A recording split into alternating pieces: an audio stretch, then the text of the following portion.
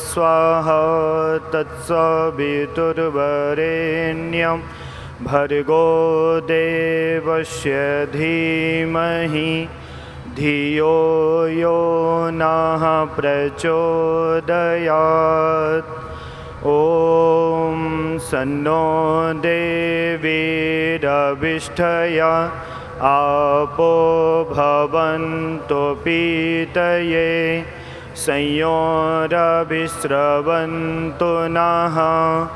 ॐ वाक् ॐ प्राणः प्राणः ॐ चक्षु ॐ श्रोत्रं ॐ नाभिः ॐ हृदयं ॐ कण्ठः ॐ शिरः ॐ बाहुभ्यां यशोबलम् ॐ करतलकरपृष्ठे ॐ भुः पुनातु शिरसि ॐ भुवः पुनातु नेत्रयोः ॐ स्वाहा पुनातु कण्ठे ॐ महः पुनातु हृदये ॐ जनः पुनातु नाभ्याम् ॐ तपः पुनातु पादयोः ॐ सत्यं पुनातु पुनः शिरसि ॐ खं ब्रह्म पुनातु सर्वत्र ॐ भुः ॐ भुवः ॐ स्वाहा ॐ महः ॐ जनः ॐ तपः ॐ सत्यम् ॐ मृतं च सत्यं चाभिद्धा तपसोऽध्यजायत ततो रात्रिजायत ततः समुद्रो अर्णवः समुद्रादर्णवः दधि संवत्सरो अजायत अहोरात्राणि विदधद्विश्वसमिषतो वसि सूर्यः चन्द्रमसौ धाता यथा पूर्वमकल्पयत् दिवं च पृथिवीं चान्तरिक्षमथो स्वाहा ॐ सन्नो देवीरविष्ठया आपो भवन्तु पीतये संयोरविस्रवन्तु नः। ॐ प्राचीदिगग्निरधिपतिरसितो रक्षिता प्रत्यायिषवः तेभ्यो नमोऽधिपतिभ्यो नमो रक्षेतृभ्यो नमयिषुभ्यो नमयेभ्यो अस्तु। योऽस्मान् दृष्टियं वयं दुष्मस्तम्भोज वेदद्महान् ॐ दक्षिणादिगिन्द्रोऽधिपतिशिरसिराजि रक्षिताः पितरैषवः तेभ्यो नमोऽधिपतिभ्यो नमो रक्षेतृभ्यो नमयिषुभ्यो नमयेभ्यो अस्तु। योऽस्मान् दृष्टियं वयं दुष्मस्तम्भोज वेदद्महान् ॐ प्रतीचिदिग्वरुणोऽधिपतिः फिदाको रक्षितान्नमिषवः तेभ्यो नमोऽधिपतिभ्यो नमो रक्षेतृभ्यो नमयिषुभ्यो नमयेभ्यो अस्तु। योऽस्मान् दृष्टियं वयं दुष्मस्तम्भोज वेदद्महान् ॐ उदीचिदिक्सोमोऽधिपतिः स्वजो रक्षिताः शनिरिषवः तेभ्यो नमोऽधिपतिभ्यो नमो रक्षेतृभ्यो नमयिषुभ्यो नमयेभ्यो अस्तु। योऽस्मान् दृष्टियं वयं दुष्मस्तं भोज वेदद्महन् ॐ ध्रुवा दिग्विष्णुरधिपतिः शुक्रो रक्षिता वर्षमिषवः तेभ्यो नमोऽधिपतिभ्यो नमो रक्षेतृभ्यो नमयेष्भ्यो नमयेभ्यो अस्तु योऽस्मान् दृष्टियं वयं दुष्मस्तं भोज भेदद्महन् ॐ ऊर्ध्वादिग्बृहस्पतिरधिपतिश्चिता रक्षितान्नमिषवः तेभ्यो नमोऽधिपतिभ्यो नमो रक्षेतृभ्यो नमयेष्भ्यो नमयेभ्यो अस्तु योऽस्मान् दृष्टियं वयं दुष्मस्तं भोज वेदद्महन् ॐ उद्भयं तमिषस्परि स्वाहा पश्यन्त उत्तरं देवं देवत्राः सूर्यमगन्मज्योति उत्तमम् उदुत्यं जातवेदसं देवं वहन्ति केतवः दृशे विश्वाय सूर्यं चित्रं देवानामुदगादनीकं चक्षुर्मित्रस्य वर्णस्य अग्ने आप्राद्यावः पृथिवी अन्तरिक्षं सूर्य आत्मा जगतचक्षुचक्ष स्वाहा ॐ तक्षक्षुर्देवहितं पुरस्तात् शुक्रमुच्चर पश्येम शरदः शतं जीवेम शरदा शतं शृणुयाम शरदः शतं प्रब्रवाम शरदः शतं दीना श्याम शरदः शतं भूयक्ष शरदः शतात् ॐ भूर्भुवः स्वाहा तत्सवितुर्वरेण्य भर्गो देवस्य धीमहि धियो यो नः प्रचोदयात् हे ईश्वर दयानिधे भवत्कृपयानेन जपोपासनादिकर्मणः धर्मार्थकाममोक्षाणां सद्या सिद्धिर्भवेन्नः ॐ नमः संभवाय च मयो भवाय च नमः शङ्कराय च मयस्कराय च नमः शिवाय च शिवतराय च ॐ शान्ति शान्ति शान्तिः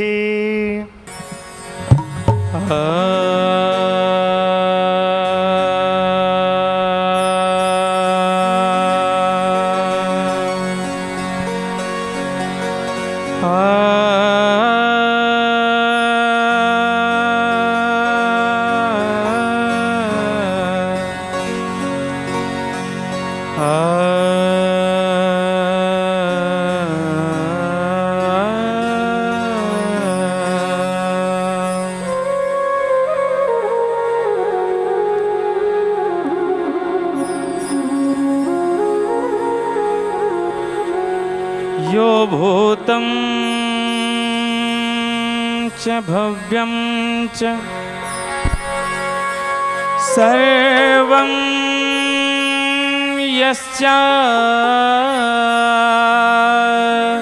यस्याधितिष्ठति स्वर्यस्य च केवलम् तस्मै ज्येष्ठाय ब्रह्मणे नमः।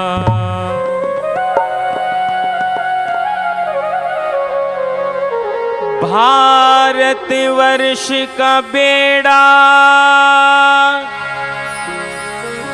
जब मझधार जा रहा था तो प्रांत गुजरात से एक मल्लाह भी आ रहा था। ऋषिराज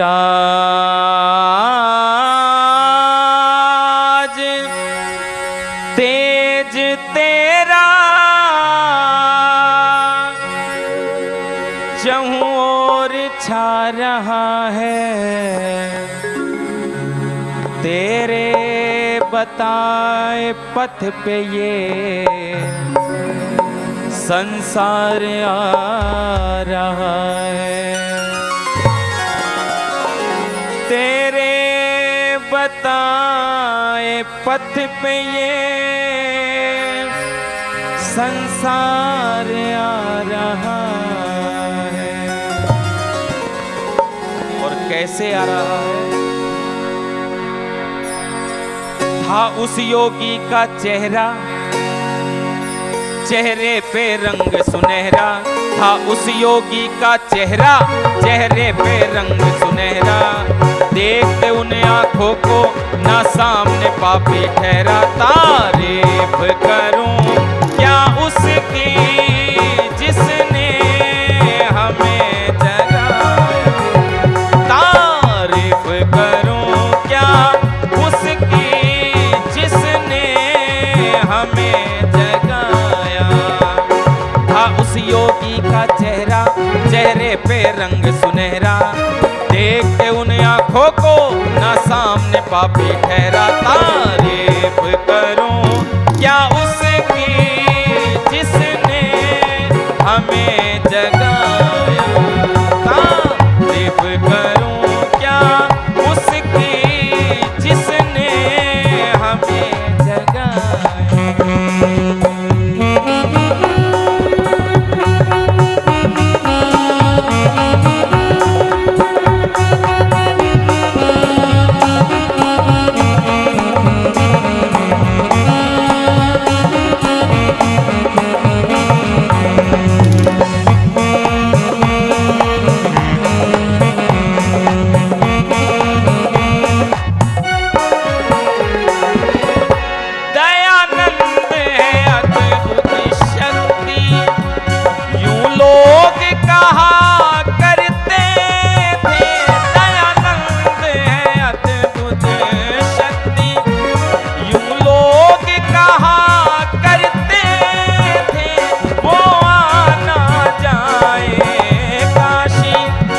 सब यूं ही डरा करते थे, सब यूं ही डरा करते थे।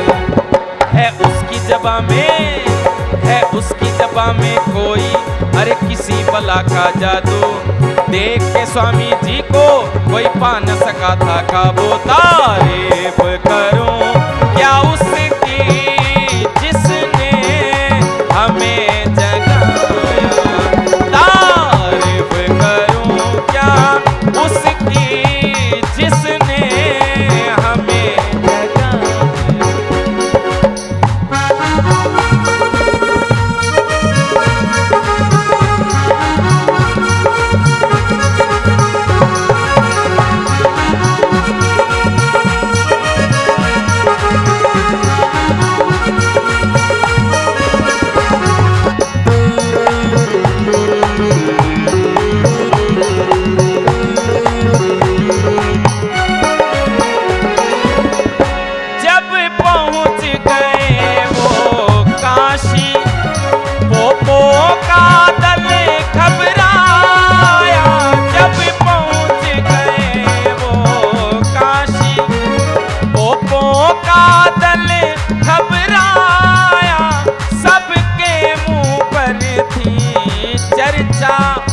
दयानंद यहाँ अब आया, दयानंद यहाँ अब आया।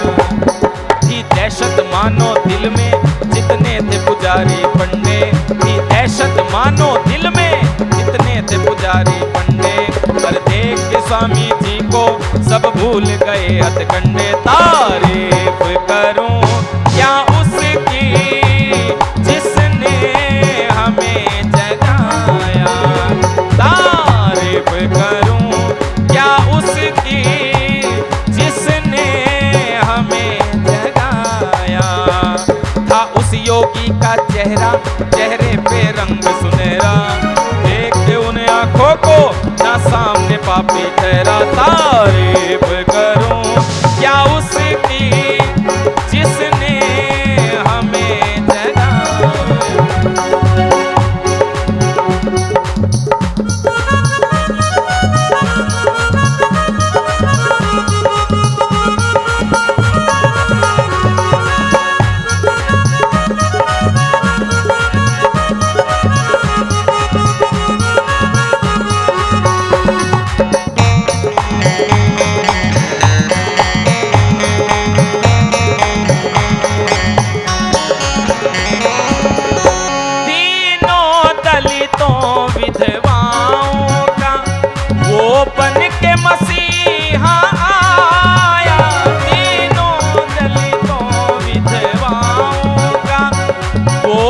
के मसीहा आया, प्रचार किया वेदों का, सोया हुआ देश जगाया, सोया हुआ देश जगाया।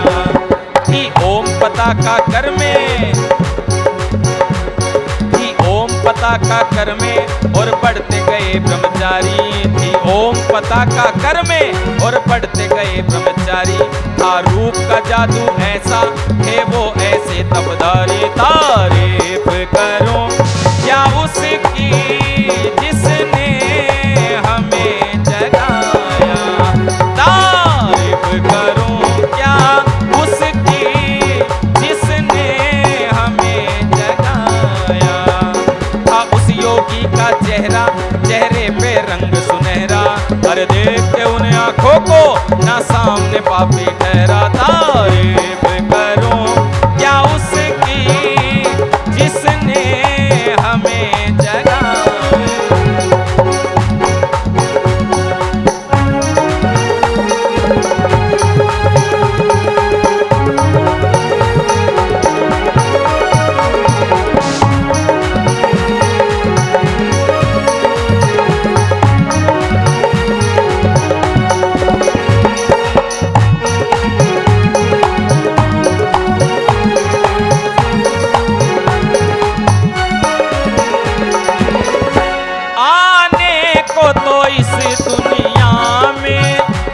महापुरुष बहुत आते हैं, आने को तो इस दुनिया में महापुरुष बहुत आते हैं। बेदाग दयानंद जैसा जीवन न देख पाते हैं, बेदाग दयानंद जैसा जीवन न देख पाते हैं, जीवन न देख पाते। निर्दोष गया वो, निर्दोष गया वो जग से, कोई दोष न उसमें पाया। निर्दोष गया वो जग से, कोई दोष न उसमें पाया। एक दयानंद सा वेदी, बस दयानंद ही आया। तारीफ करो क्या उसकी जिसने हमें जगाया, तारीफ करो क्या उसकी जिसने हमें जगाया।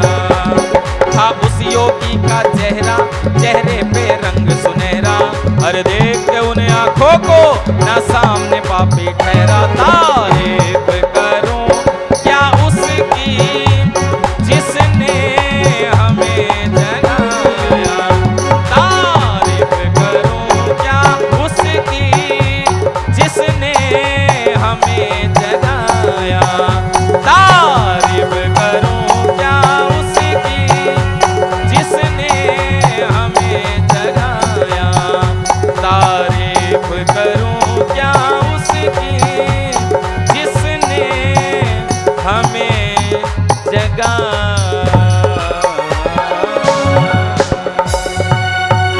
बोलिए महर्षि दयानंद जी महाराज की जय हो। बहुत बहुत धन्यवाद। पावकानहा सरस्वती वाजेभिर्वाजिनीवती यज्ञं वस्तु धिया वसु। आर्य समाज तू शक्ति का कोश कहाया, तूने प्रसुप्त भारत को पुनः जगाया। तू नवजीवन का सत्य संदेश लाया, मृत मानवता को अमृत पान कराया।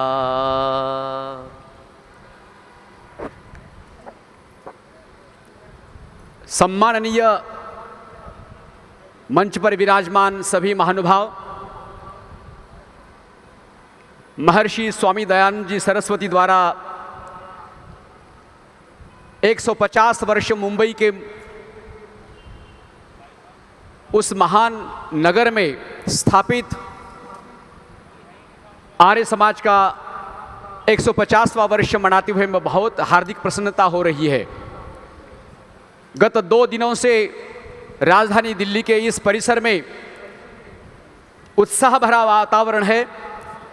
संपूर्ण विश्व में आर्यों के विचारों की गूंज चहुं तरफ फैल रही है। ऐसे वातावरण में आज का यह आर्य महासम्मेलन का दूसरा दिवस और यह 5वां सत्र हम संपन्न करने जा रहे हैं। मैं इस अवसर पर मंच पर विराजमान सभी आर्यजनों का बहुत बहुत हार्दिक स्वागत करता हूं। जो बाहर खड़े हैं इस मुख्य पंडाल से आर्यवीर दल के नौजवानों का व्यायाम प्रदर्शन देखने के पश्चात मैं आपसे सभी से अनुरोध करता हूं, कृपया शीघ्रातिशीघ्र आप इस मुख्य पंडाल में पधारेंगे, क्योंकि यत्र श्रोता न विद्यते किम करिष्यन्ति वक्तारः, जहां पर श्रोता न वो वक्ता क्या कर सकते हैं। इसलिए श्रोताओं के बल पर यह कार्यक्रम प्रगति पथ पर विराजमान होगा। मैं आप सभी से नम्रतापूर्वक अनुरोध करता हूं, आह्वान करता हूं, कृपया इस पंडाल में आकर आप विराजमान होंगे। बहुत ही सुंदर चर्चा अब यहाँ पर होगी। आज का यह सत्र हमारा सत्य सनातन वैदिक संस्कृति का रक्षक कोई है तो वह है आर्य समाज। आर्य समाज एक दिव्य शक्ति है। आर्य समाज एक अग्नि है। आर्य समाज एक ऐसा आंदोलन जिस आंदोलन के माध्यम से मृत समाज में पुनर्जीवित अवस्था निर्माण हो सकती है, संसार को पुनर्जीवन मिल सकता है। ऐसे इस सत्र में आपका उपस्थित रहना बहुत आवश्यक है। मंच पर उपस्थित सभी मान्यवरों का मैं हार्दिक स्वागत करता हूं और आज के सत्र का अध्यक्ष स्थान विभूषित करने के लिए हम सबके वरिष्ठ नेता तथा सार्वदेशिक आर्य सभा कोर टीम के वरिष्ठ सदस्य एवं मध्य भारत आर्य सभा के यशस्वी प्रधान माननीय श्री प्रकाश जी आर्य जी से निवेदन करता हूं, आज के इस सत्र का आप अध्यक्ष स्थान ग्रहण करेंगे और हम सबको उपकृत करेंगे। मैं आप सभी से निवेदन करता हूं, तालियों की गूंज के साथ माननीय आज के अध्यक्ष जी का हम सम्मान करेंगे, स्वागत करेंगे, अभिनंदन करेंगे। जी मंच पर विराजमान हैं आर्य जगत के ओजस्वी विद्वान वक्ता पंडित श्री योगेंद्र जी याज्ञिक। मैं आपका भी स्वागत करता हूं इस मंच पर। साथ ही साथ जिनके सानिध्य में यह समारोह, यह सत्र संपन्न होने जा रहा है, ऐसे हम सबके आदरणीय, सम्मान के योग्य और नौजवानों को नई प्रेरणा देने वाले 103 वर्ष के नौजवान। कौन है नौजवान? यह महाराष्ट्र की शिवा की धरती से पधारे हुए स्वामी सोमानंद जी महाराज मध्य में विराजमान हैं। उनके सानिध्य में यह समारोह हो रहा है। हम सबका कर्तव्य ऐसे महान विरक्त वीतराग सन्यासी का हम स्वागत करेंगे, सम्मान करेंगे। मैं आपका शब्द सुमनों से हार्दिक स्वागत करता हूं। मंच पर विराजमान अन्य महानुभाव में से महाराष्ट्र आर्य सभा के उप प्रधान माननीय श्री दयाराम जी बसैया बंधु, जो कि बहुत सहयोग देते हैं। सार्वजनिक सभा हो, आर्य सभा हो, और जहाँ जहाँ पर परोपकार कार्य होता है वहाँ पर आप अग्रणी रहते हैं, ऐसे बसैया बंधु जी। साथ ही दूसरे उप प्रधान है माननीय श्री राजेंद्र जी दिवे उपस्थित हैं, उनका भी सम्मान है। दूसरे हमारे कार्यकारी प्रधान हैं एवं सार्वदेशिक आर्य सभा के सदस्य हैं माननीय श्री लखम सिंह भाई वेलानी। मैं आप सभी की ओर से उनका भी धन्यवाद, अभिनंदन करता हूं। एवं मंच पर विराजमान प्रमान्य श्री प्रमोद कुमार जी तिवारी, जोगेंद्र सिंह चौहान जी, एवं साथ ही साथ हैं हमारे एडवोकेट श्री मिश्रा जी हैं। आप सभी का मैं हृदय से हार्दिक स्वागत करता हूं। इस मंच पर अभी अभी नारी शक्ति का शुभ आगमन हो चुका है। हम सबकी प्रेरणा स्रोत आर्य जगत की महान दिव्य विभूति जो हमारी कन्याओं को संस्कारित करती हैं। यत्र नारीस्तु पूज्यन्ते रमन्ते तत्र देवताः, मनु महाराज के शब्दों में, उनके शब्दों में शब्द सूर मिलाकर कहता हूं मैं, जिस मंच पर नारी शक्ति विराजमान होती है वह निश्चित रूप से मंच शोभायमान होता है। ऐसे दयानंद कन्या गुरुकुल महाविद्यालय चोटीपुरा की हमारी प्रधानाचार्य वैदिक विदुषी माननीय आचार्य सुमेधा जी बहन जी यहाँ पर पधारी हैं। हम सब तालियों की करतल ध्वनि के साथ बहन जी का सम्मान करते हैं, स्वागत करते हैं, अभिनंदन करते हैं। और मैं अब आप सभी का स्वागत करते हुए और अनुरोध करता हूँ, इस पंडाल के इर्द गिर्द परिसर में भ्रमण करने वाले, फिरने वाले, घूमने वाले सभी आर्यजनों से कृपया आपके बिना यह समारोह कैसे सफल होगा, कृपा करके आप सभी इस मुख्य पंडाल में पधारेंगे और इस पंडाल की इस सभागृह की शोभा को बढ़ाएंगे। पुनश्च अनुरोध के साथ मैं अब अनुरोध करता हूँ आर्य जगत के उदीयमान भजनोपदेशक युवा साथी पंडित श्री संदीप कुमार जी से और उनके प्रिय अनुज और उनके टीम से स्वागत अभिनंदन करते हुए उनका मैं अनुरोध करता हूं, एक मधुर सा प्रेरणादायी ऐसा भजन प्रस्तुत करें। एक भजन के लिए प्रस्तुति है माननीय श्री संदीप कुमार आर्य।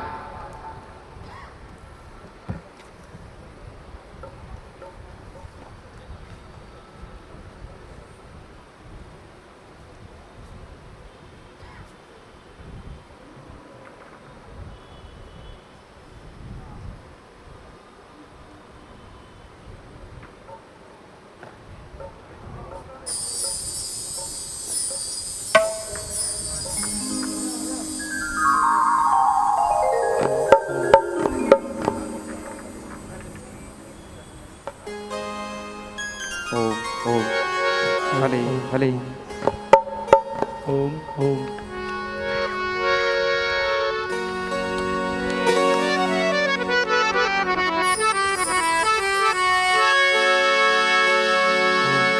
स्वस्ति पंथा मनुचरेम सूर्य चंद्रमसा विव पुनर्दत्ताग्नता जानता संग में मही।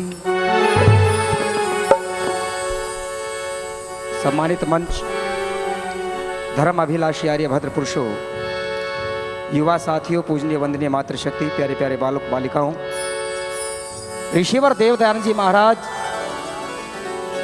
जब इस समाज के उत्थान के लिए कार्य करने के लिए निकले तो लोगों में चर्चा चलने लगी कि दयानंद कौन है, इसका क्या परिचय है।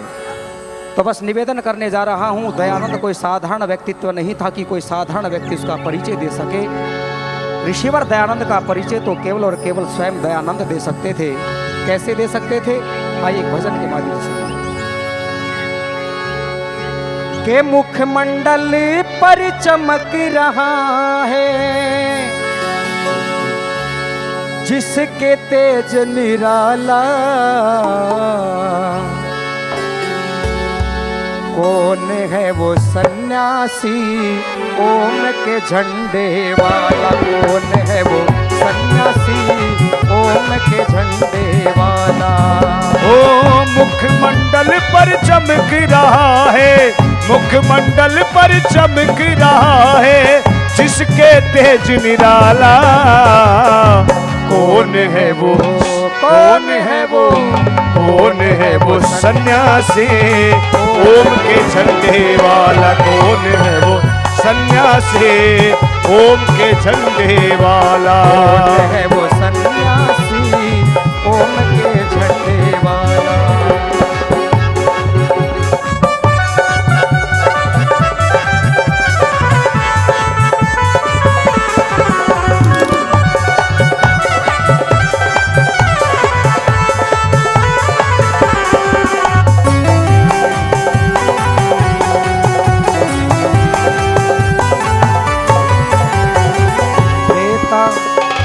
देता हूँ संदेश वेद का सुनो सभी नर नारी। ओ देता हूँ संदेश वेद का सुनो सभी नर नारी। वेद के पढ़ने का हक सबको, सब इसके अधिकारी। ओ वेद का हक पढ़ने सबको, सब इसके अधिकारी। जो इसको पढ़ ले ब्रह्मचारी, जो इसको पढ़ ले ब्रह्मचारी, जीवन में उजियाला। कौन है वो, कौन है वो, कौन है वो सन्यासी ओम के झंडे वाला। कौन है वो सन्यासी ओम के झंडे वाला। ओ मुखमंडल पर चमक रहा है, मुखमंडल नाला। कौन है वो सन्यासी ओम के झंडे वाला। कौन है वो सन्यासी ओम के झंडे वाला।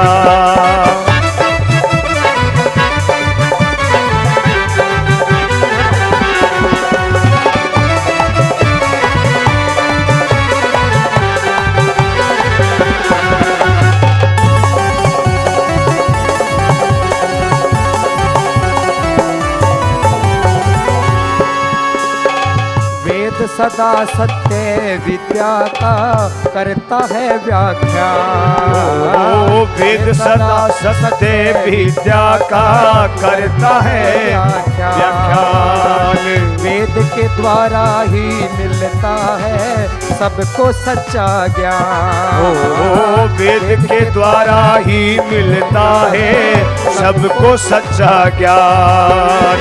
वेद की महिमा का गान करूं मैं,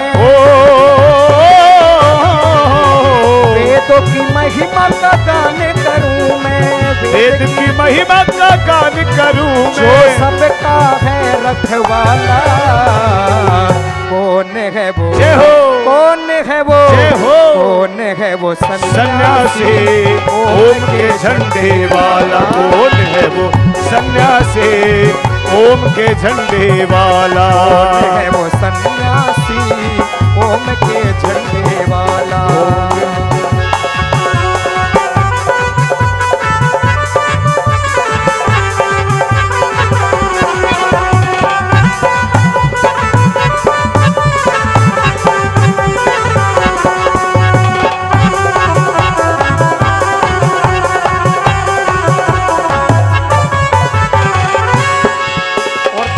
आजादी में सबसे बड़ा योगदान था तो ऋषि दयानंद के शिष्यों का था। कैसे? वेद ज्ञान से ही हुआ है देश मेरा आजाद। वेद ज्ञान से ही हुआ है देश मेरा आजाद। वेद पढ़ो और देश बचा लो, सुनो मेरी आवाज। वेद पढ़ो और देश बचा लो, सुनो मेरी आवाज। हो जाए आबाद देश मेरा, हो जाए आबाद देश मेरा। हो जाए आबाद देश मेरा, दुनिया में रखवाला देश का वो। कौन है वो, कौन है वो सन्यासी ओम के झंडे वाला। कौन है वो सन्यासी ओम के झंडे वाला। कौन है वो सन्यासी ओम के झंडे वाला। ओ मुखमंडल पर चमक रहा है, मुखमंडल पर चमक रहा है जिसके तेज निराला। कौन है वो, कौन है वो सन्यासी ओम के झंडे वाला। कौन है वो सन्यासी ओम के झंडे वाला।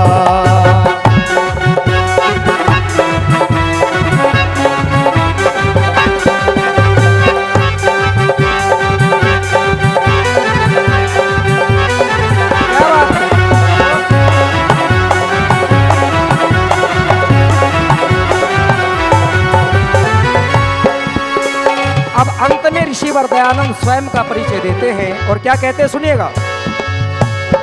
ध्यान लगा कर परिचय सुन लो, नाम दयानंद मेरा। ध्यान लगा कर परिचय सुन लो, नाम दयानंद मेरा।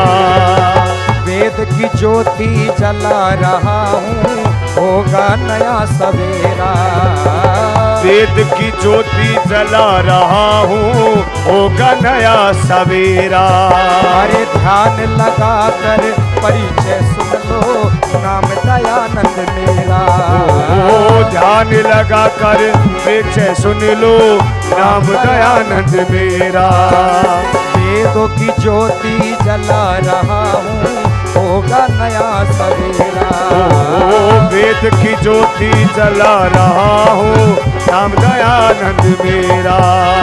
कर देगा जो दूर अंधेरा, कर देगा जो दूर अंधेरा, कर देगा जो दूर अंधेरा, कर देगा जो दूर अंधेरा। अरे होगा ज्ञान उजाला।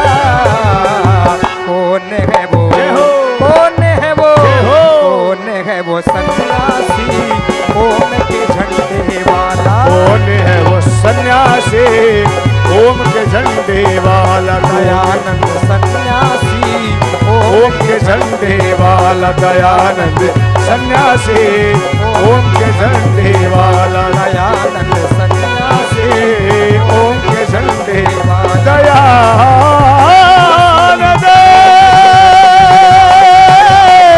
सन्यासी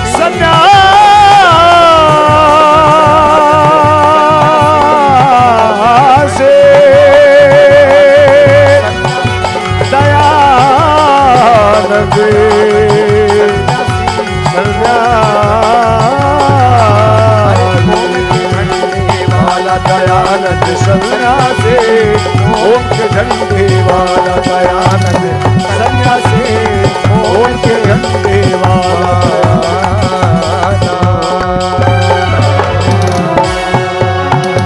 बोले महर्षि देव दयानंद की जय हो। बहुत बहुत धन्यवाद। इति ओम सा। बहुत बहुत अभिनंदन है, बहुत बहुत हार्दिक धन्यवाद हैं पंडित श्री संदीप कुमार जी एवं उनके टीम का।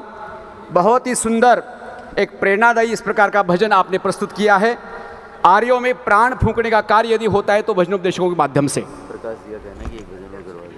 जी जी जी जी, बहुत अच्छी बात है, सूचना का स्वागत है। हमारे समारोह के अध्यक्ष माननीय श्री प्रकाश जी आर्य हमें आग्रह कर रहे हैं कि एक भजन और प्रस्तुत होना चाहिए। पंडित भूपेंद्र जी आर्य यहाँ पर प्रस्तुत हैं मेरठ से। आर्य भजनोपदेशकों में से युवा भजनोपदेशक,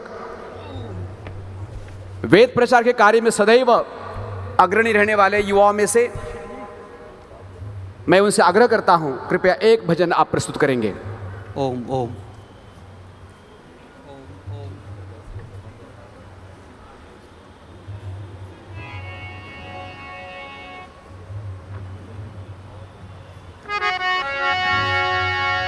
विश्वानि देव सवितर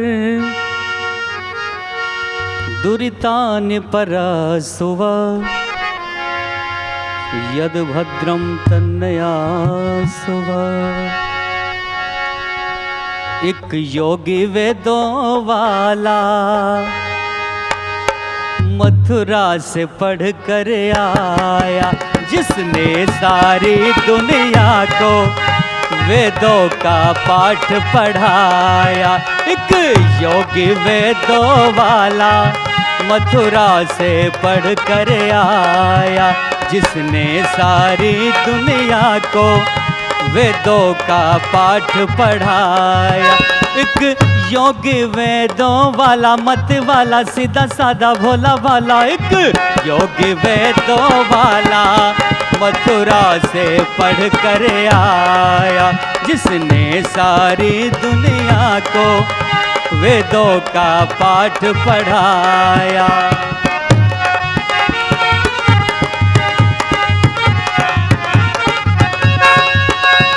सदियों से जो बनती रही पाखंड की दीवार थी, ऊंची बड़ी मजबूत भी जो टूटने दुश्वार थी।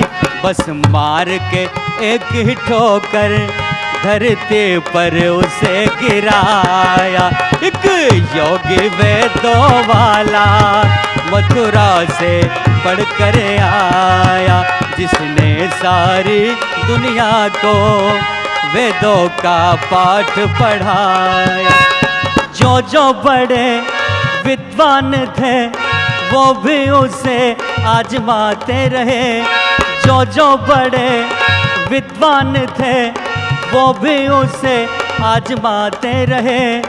हैरान हो छुप छुप के वो बातें बहुत बनाते रहे।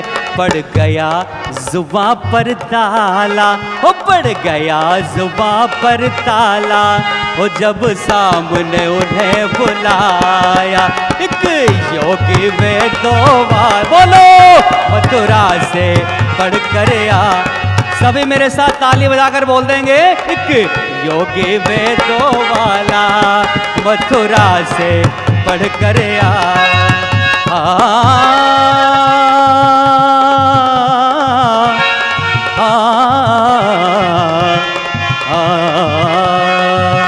एक योगी वेदों वाला मथुरा से पढ़ कर आया।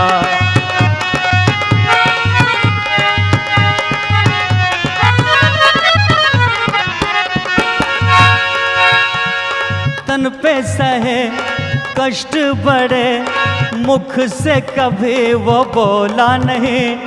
कांटों पे भी चलता रहा लेकिन जरा भी डोला नहीं। रख दिया जो पाँव बढ़ा कर, रख दिया जो पाँव बढ़ा के, उसे पीछे नहीं हटाया। एक योगी वेदों वाला मथुरा से पढ़ कर आया। जिसने सारी दुनिया को वेदों का पाठ पढ़ाया। वह देवता करता सदा सबके दिलों पर राज था। वह देवता करता सदा सबके दिलों पर राज था। कहते सभी वह था ऋषि, ऋषियों का भी सरताज था। हर एक पथिक भूले को, हर एक पथिक भूले को जिसने मार्ग दिखलाया। एक योगी वेदों वाला मथुरा से पढ़ कर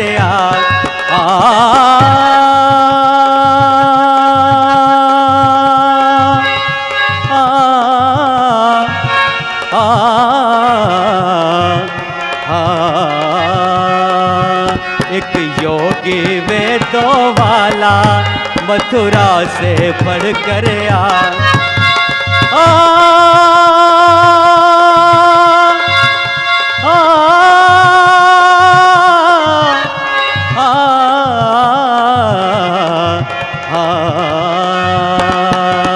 एक योगी वेदों वाला मथुरा से पढ़ कर आया। जिसने सारी दुनिया को वेदों का पाठ पढ़ाया। माननीय पुरुषोत्तम लड्ढा जी हमें 1100 रुपये की धनराशि से सम्मानित करते हैं। उनका बहुत बहुत धन्यवाद। आगामी कार्यक्रम। बहुत बहुत धन्यवाद है पंडित भूपेंद्र जी, मेरठ से पधारे हुए। आर्य जगत में आप जगह जगह घूमकर वेद प्रचार का कार्य करते हैं और सोई हुई आर्य जाति को जगाने का काम करते हैं। सभी हमारे भजनोपदेशकों का मैं हार्दिक धन्यवाद करता हूं और उन्हें शुभाशीष प्रदान करता हूं। भविष्य में ऐसे ही आप वेद प्रचार के कार्य में लगे रहे। इसके पश्चात हमारे मध्य में वीतराग सन्यासी एवं सारा जीवन उनका आर्य समाज के प्रचार एवं प्रसार के लिए, यज्ञ के लिए समर्पित है। गौ माता की सेवा के लिए तत्पर है। प्रातः 4:30 से लेकर रात्रि के 9 बजे तक पूरा साधनामय जीवन बिताने वाले आदरणीय स्वामी सोमानंद जी महाराज, जो 103 वर्ष की आयु के हैं। और सज्जनों, देवियों, आप सभी को बताते हुए मुझे बहुत हर्ष होता है, आज भी वे रात दिन पेड़ों को लगाने का काम करते हैं, गौ माता की सेवा करते हैं। वेद पाठ करते हैं, स्वाध्याय करते हैं, बिना चश्मे के वो पढ़ते हैं। ये विशेष बात है।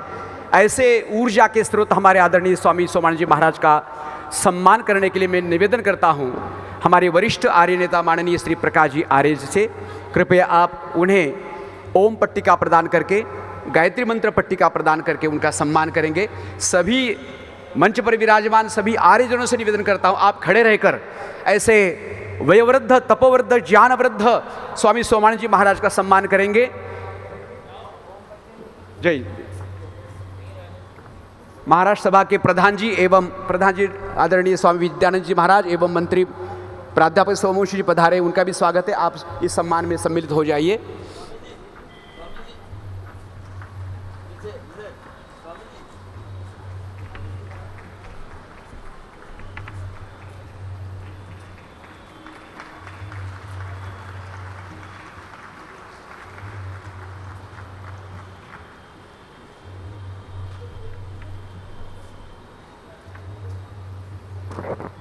इस ऐतिहासिक अवसर पर एक महत्वपूर्ण कार्य हम करने जा रहे हैं। माताओं एवं सज्जनों, महर्षि स्वामी देव दयानंद जी ने मुंबई में गुड़ी पाड़वा अर्थात चैत्र प्रतिपदा 10 अप्रैल 1875 में इस महान संस्था का बीजारोपण किया। 150 वर्ष वहाँ पर आपने, स्वामी जी महाराज ने आर्य समाज की स्थापना करके हम सबको एक वृक्ष के छाया के नीचे आनंद के साथ, उल्लास के साथ, नवजीवन के साथ, सद्विचारों के साथ जीवन जीने का हमें अधिकार प्रदान किया। स्वामी जी महाराज ने आर्य समाज की स्थापना करने के पश्चात पुणे नगरी अर्थात विद्वानों की काशी कही जाती है, जहाँ पर विष्णु शास्त्री चिपलूणकर, लोकमान्य तिलक, महादेव गोविंद रानड़े, सुधारक माननीय आगरकर जी, इन्होंने बहुत बड़ा काम किया। महादेव गोविंद रानड़े जी स्वामी जी महाराज के विचारों से प्रभावित थे। प्रार्थना समाज के वे संस्थापक रहे हैं, फिर भी स्वामी जी के विचारों के वे अनुचर रहे हैं। कुछ बातों में मतभेद भले ही हो सकता है, लेकिन सुधारणात्मक कार्यों के लिए वे स्वामी जी महाराज के प्रशंसक रहे हैं। महादेव गोविंद रानड़े जी और साथ साथ महादेव मोरेश्वर कुंटे, साथ ही साथ गणेश जनार्दन आगाशे, इन सभी महानुभावों ने स्वामी जी से आग्रह किया, कृपा करके आप हमारी पुणे नगरी में पधारिए। उनके आग्रह पर स्वामी जी महाराज पुणे नगरी पधारते हैं। श्रोताओं, स्वामी जी महाराज वहाँ पर लगभग 2.5 माह तक निवास करते हैं। 4 अगस्त से लेकर 5 सितंबर तक वेताल पेट के उस समय के उद्योगपति माननीय श्री नाना शंकर सेठ जी के उस कोठी में रहते हैं स्वामी जी महाराज, और भिड़े के बाड़े में प्रसिद्ध 15 व्याख्यान देते हैं। पुणे प्रवचन अर्थात उपदेश मंजरी के नाम से वह ग्रंथ प्रसिद्ध है। स्वामी जी के जीवन में उन्होंने जो व्याख्यान दिए वे लिखित स्वरूप में नहीं हैं, लेकिन पुणे प्रवचन अर्थात 15 व्याख्यान इतिहास को साक्षी है।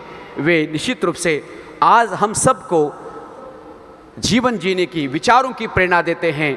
उसी व्याख्यानों को सुनने के लिए किल्ले धारू नाम का गांव है, छोटा सा महाराष्ट्र में, वहाँ के कुछ आर्यजन बैलगाड़ी से कुर्डुवाड़ी स्टेशन तक पहुँचते हैं और वहाँ से वे रेल के माध्यम से पुणे पहुँचते हैं, स्वामी जी के सानिध्य में रहते हैं। हमने स्वामी जी को नहीं देखा, लेकिन माननीय श्री तिवारी जी जो कि धारूर के निवासी गोकुल प्रसाद तिवारी हैं और उनके सहयोगी 5-6 लोग पुणे पहुंचते हैं और स्वामी जी के विचारों से प्रभावित होकर अपने गांव में आकर आर्य समाज की स्थापना करते हैं। महाराष्ट्र का दूसरे नंबर का आर्य समाज कोई है तो वह किल्ले धारू का आर्य समाज। हमें गर्व होता है वहाँ के आर्यों ने वेद ज्ञान की ज्योति जगाकर आर्य समाज का, वेदों का प्रचार प्रसार करने का कार्य किया। उसके पश्चात वहाँ पर गुरुकुल भी खोला।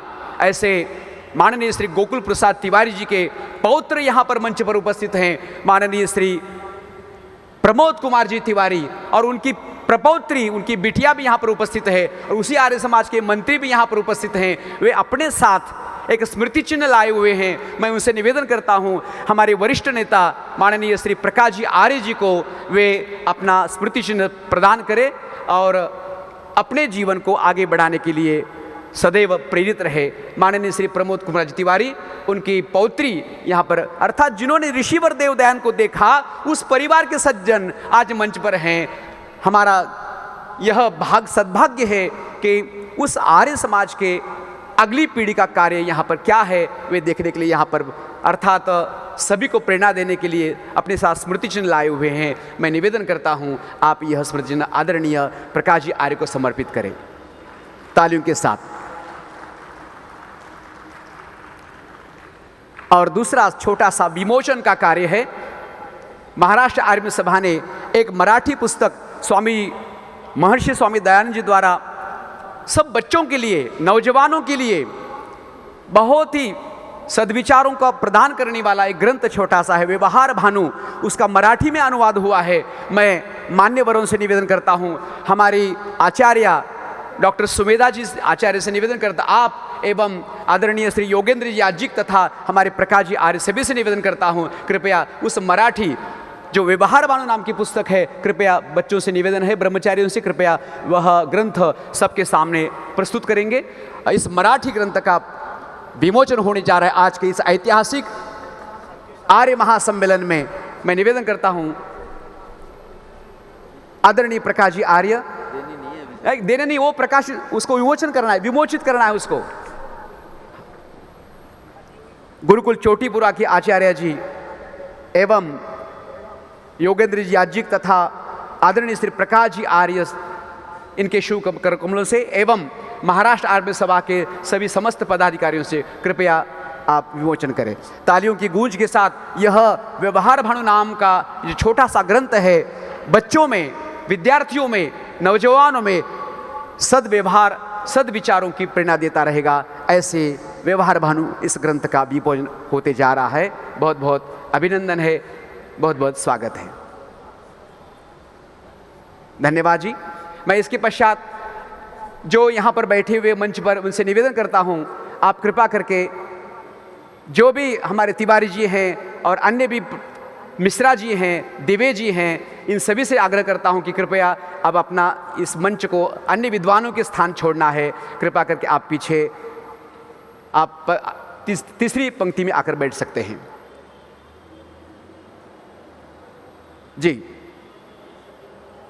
केवल विद्वानों का ये मंच रहेगा क्योंकि बीच में विद्वान बहुत सारे आने वाले हैं। शारदीय सभा के पूर्व उपमंत्री माननीय श्री दयाराम जी बसे बंधु से निवेदन है कि कृपया अपने यहाँ पर शुभाशीष प्रदान करेंगे, 2 मिनट के लिए आशीर्वाद प्रदान करेंगे।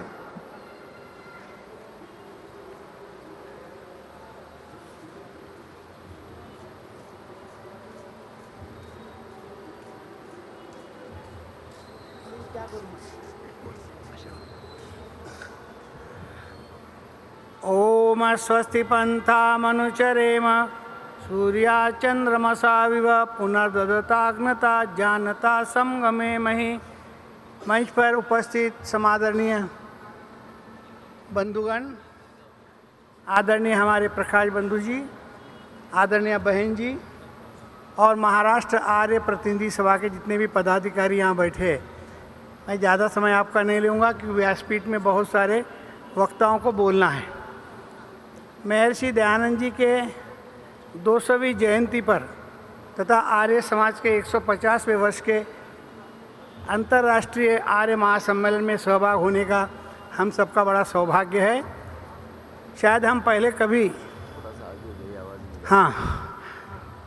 पहले कभी हम आर्य समाज की विचारधाराओं से थे, इसके लिए भगवान ने हमें फिर से इस भारत भूमि में भेजा है और आने वाले भविष्य में भी हम रहेंगे, लेकिन हम शरीर बदल कर आए हुए होंगे।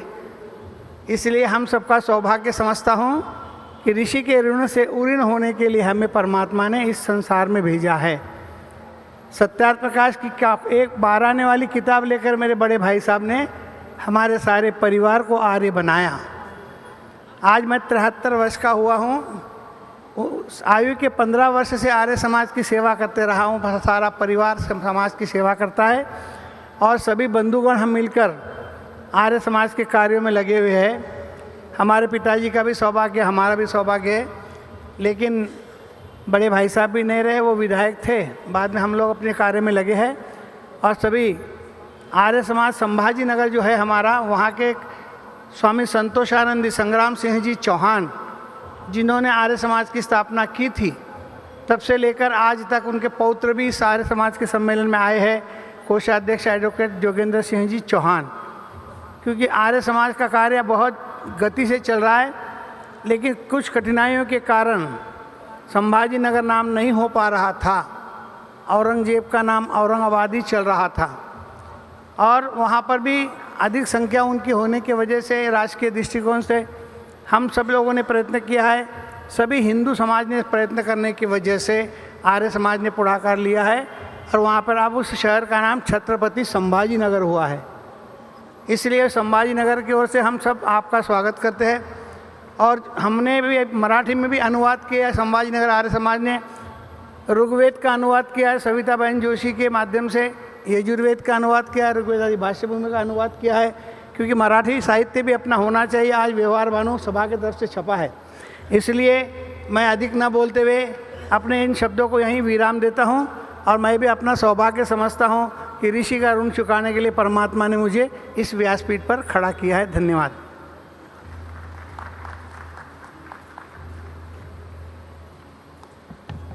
बहुत बहुत धन्यवाद है दयाराम जी बसे बंधु के। आर्य समाज संभाजीनगर, छत्रपति संभाजीनगर महाराष्ट्र में क्रियाशील आर्य समाज और दानदाता हैं हमारे ये बसे बंधु जी। सदैव हर कार्यों में आप आगे रहते हैं। ईश्वर आपको शक्ति एवं आरोग्य प्रदान करे। इसके पश्चात आपके सामने ऐसे ओजस्वी वक्ता को आपके सामने प्रस्तुत करने जा रहा हूँ जो सदैव महर्षि दयानंद की विचारधारा को जन जन तक पहुँचाने में तत्पर रहते हैं। नाम ही उनके आगे लगा हुआ है याज्ञिक। सदैव यज्ञो वै श्रेष्ठतमम कर्म। संसार में यदि कोई श्रेष्ठ कर्म है तो वह यज्ञ है। श्रेष्ठ केवल नहीं कहा है, श्रेष्ठतम कहा है, अर्थात सबसे महान अन्य कार्यों के बजाय यज्ञ ही पवित्र कार्य होता है। लेकिन बंधुओं, यज्ञ केवल सामान्य अग्निहोत्र नहीं है, बल्कि प्रत्येक शुभ कार्य, प्रत्येक श्रेष्ठ कर्म ही यज्ञ होता है।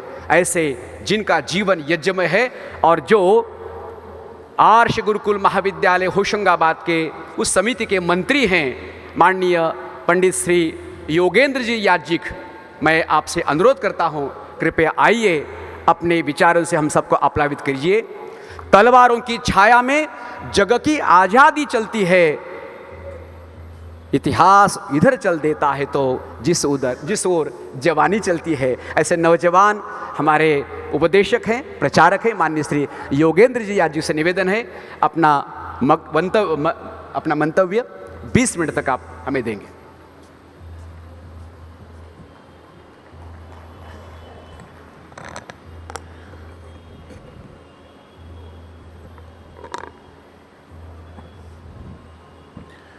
ॐ ईशावास्यमिदं सर्वं यत्किञ्च जगत्यां जगत् तेन त्यक्तेन भुञ्जीथा मा गृधः कस्य स्विद्धनं पुनरेहि वाचस्पते देवेन मनसा सह वशोस्पते निरमयं मय्येवास्तु मयि श्रुतम्। ॐ शान्तिः शान्तिः शान्तिः। हमारे इस सुंदर से अद्वितीय समारोह में आज के हमारे इस सत्र की अध्यक्षता कर रहे समस्त आर्य जगत, जिनको एक आशा भरी दृष्टि से देखता है और अपने आर्यत्व की समस्त गतिविधियों की श्रृंखला को उनके हाथों में सौंप करके निश्चिंतता का अनुभव करता है, ऐसे हमारे आदरणीय श्रीयुत प्रकाश जी हमारे इस समारोह को अपने विशिष्ट व्याख्यान से गरिमा प्रदान करने के लिए उपस्थित हुई हम सबकी समादरणीय गुरुकुल चोटीपुरा की प्राचार्य आदरणीय आचार्य सुमेधा जी, समस्त उपस्थित संन्यास्तवृंद विद्वज्जन और हमारे इस कार्यक्रम का बहुत सुंदर रूप से संयोजन कर रहे महाराष्ट्र की पावन धरा से हम सब के मध्य में पधारे हुए आदरणीय डॉक्टर नयन कुमार जी और श्रोताओं के इस सुंदर सी व्यवस्था के रूप में चुने हुए श्रोताओं के रूप में शुद्ध श्रोता के रूप में उपस्थित समस्त उपस्थित श्रोतृवृंद और इस ध्वनि यंत्र के माध्यम से और इस तंत्र के माध्यम से देश और विदेश में बैठे हुए समस्त आर्यगणों को प्रणाम करते हुए आज के इस विषय को आपके समक्ष रखने का मैं प्रयास कर रहा हूं। सनातन संस्कृति का रक्षक आर्य समाज, इसमें बंधु अगर देखने का हम प्रयास करें तो सबसे पहला शब्द सनातन शब्द है। इस सनातन शब्द को लेकर के बहुत सारे विवाद इस संपूर्ण जगत के अंदर हमको देखने को मिलते हैं। कई लोगों ने पिछले दिनों एक शब्द का प्रयोग किया, बोले जी सनातन को हमें नष्ट करना है, सनातन को हमें समाप्त करना है। सनातन इस विश्व के लिए उपयुक्त वस्तु नहीं है। लेकिन सनातन शब्द को अगर हम देखें और संस्कृत व्याकरण की दृष्टि से देखें तो कुछ लोगों का ये मानना है सदा शब्द से प्रत्यय करके सनातन शब्द को बनाते हैं और सदा के दकार को नकार करके सनातन शब्द की वो सिद्धि करते हैं। परंतु व्याकरण के विद्वान यहाँ पर बैठे हुए हैं, संस्कृत व्याकरण की कोई ऐसी प्रक्रिया नहीं है जहाँ दकार को नकार किया जा सके। तो कहेंगे सनातन शब्द कैसे बनेगा? प्राचीनता के अर्थ में वैदिक 3 शब्द हमको मिलते हैं। एक सना शब्द मिलता है, एक सनत शब्द मिलता है और एक सनात शब्द मिलता है। ऋग्वेद को जब हम देखेंगे तो सना पुराणम ये वहां पर प्रयोग किया सीधा परमेश्वर ने। सनत शब्द को अगर देखिए तो जब उपनिषदों को हम पलटेंगे तो सनत कुमार की वो कहानी आप सबको सुनने को मिलेगी। अगर आप तीसरा शब्द सनाद देखेंगे तो ऋग्वेद के अंदर मिलता है सनादेव न शीर्यते। सना शब्द जो अव्यय है, भाव आदि शब्द से ट्यू प्रत्यय करके सनातन शब्द सिद्ध होता है।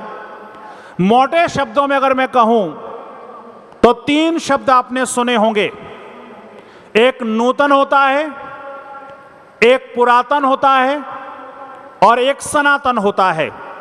बंधुओं, नूतन वो चीज है जो कल नहीं थी लेकिन आज है। पुरातन वो चीज है जो कल थी लेकिन आज नहीं है। पर ये स्मरण रखना, ये जो सनातन है, सनातन वो होता है जो कल भी था, आज भी है और आगे भी रहने वाला है। सनातन इसलिए ऐसा है क्योंकि ये सनातन बहुत विशिष्ट है। इस सनातन की स्थापना करने वाला जो है वो परमपिता परमेश्वर है। जब परमपिता परमेश्वर सदा सर्वदा है तो उसका सिद्धांत भी सदा सर्वदा रहेगा। आप कहेंगे सनातन है क्या चीज? सनातन है वसुधैव कुटुंबकम। सारी दुनिया को आप अपना मानिए। सनातन है सत्यम शिवम सुंदरम। सनातन है सर्वेशाम मंगलम भूयात। सनातन है आत्मना प्रतिकूलानि परेशान न समाचरेत। सनातन है सर्वभूत हिते रता। सनातन है सर्वे भवन्तु सुखिना सर्वे सन्तु निरामया। सनातन है अस्तो मा सद्गमय तमसो मा ज्योतिर्गमय। सनातन है मित्रस्य चक्षुषा सर्वाणि भूतानि समीक्षन्ताम्। सनातन है संगच्छध्वम संबद्धध्वम। सनातन है स्वस्ति पंथाम अनुचरेम। सनातन वो चीज है इस दुनिया के अंदर जहां कहीं आपको सुंदर और व्यवस्थित दिखाई दे रहा हो उसी को सनातन शब्द से स्वीकार करना। बंधुओं, दूसरा शब्द हमने संस्कृति देखी, सनातन संस्कृति की हम चर्चा कर रहे हैं। पूछा गया था वेद से, ये सनातन संस्कृति है क्या चीज? तो यजुर्वेद ने स्पष्ट करते हुए कहा, सा संस्कृति प्रथमा विश्ववारा, इस दुनिया के अंदर सर्वप्रथम कोई संस्कृति है तो वो सनातन संस्कृति है।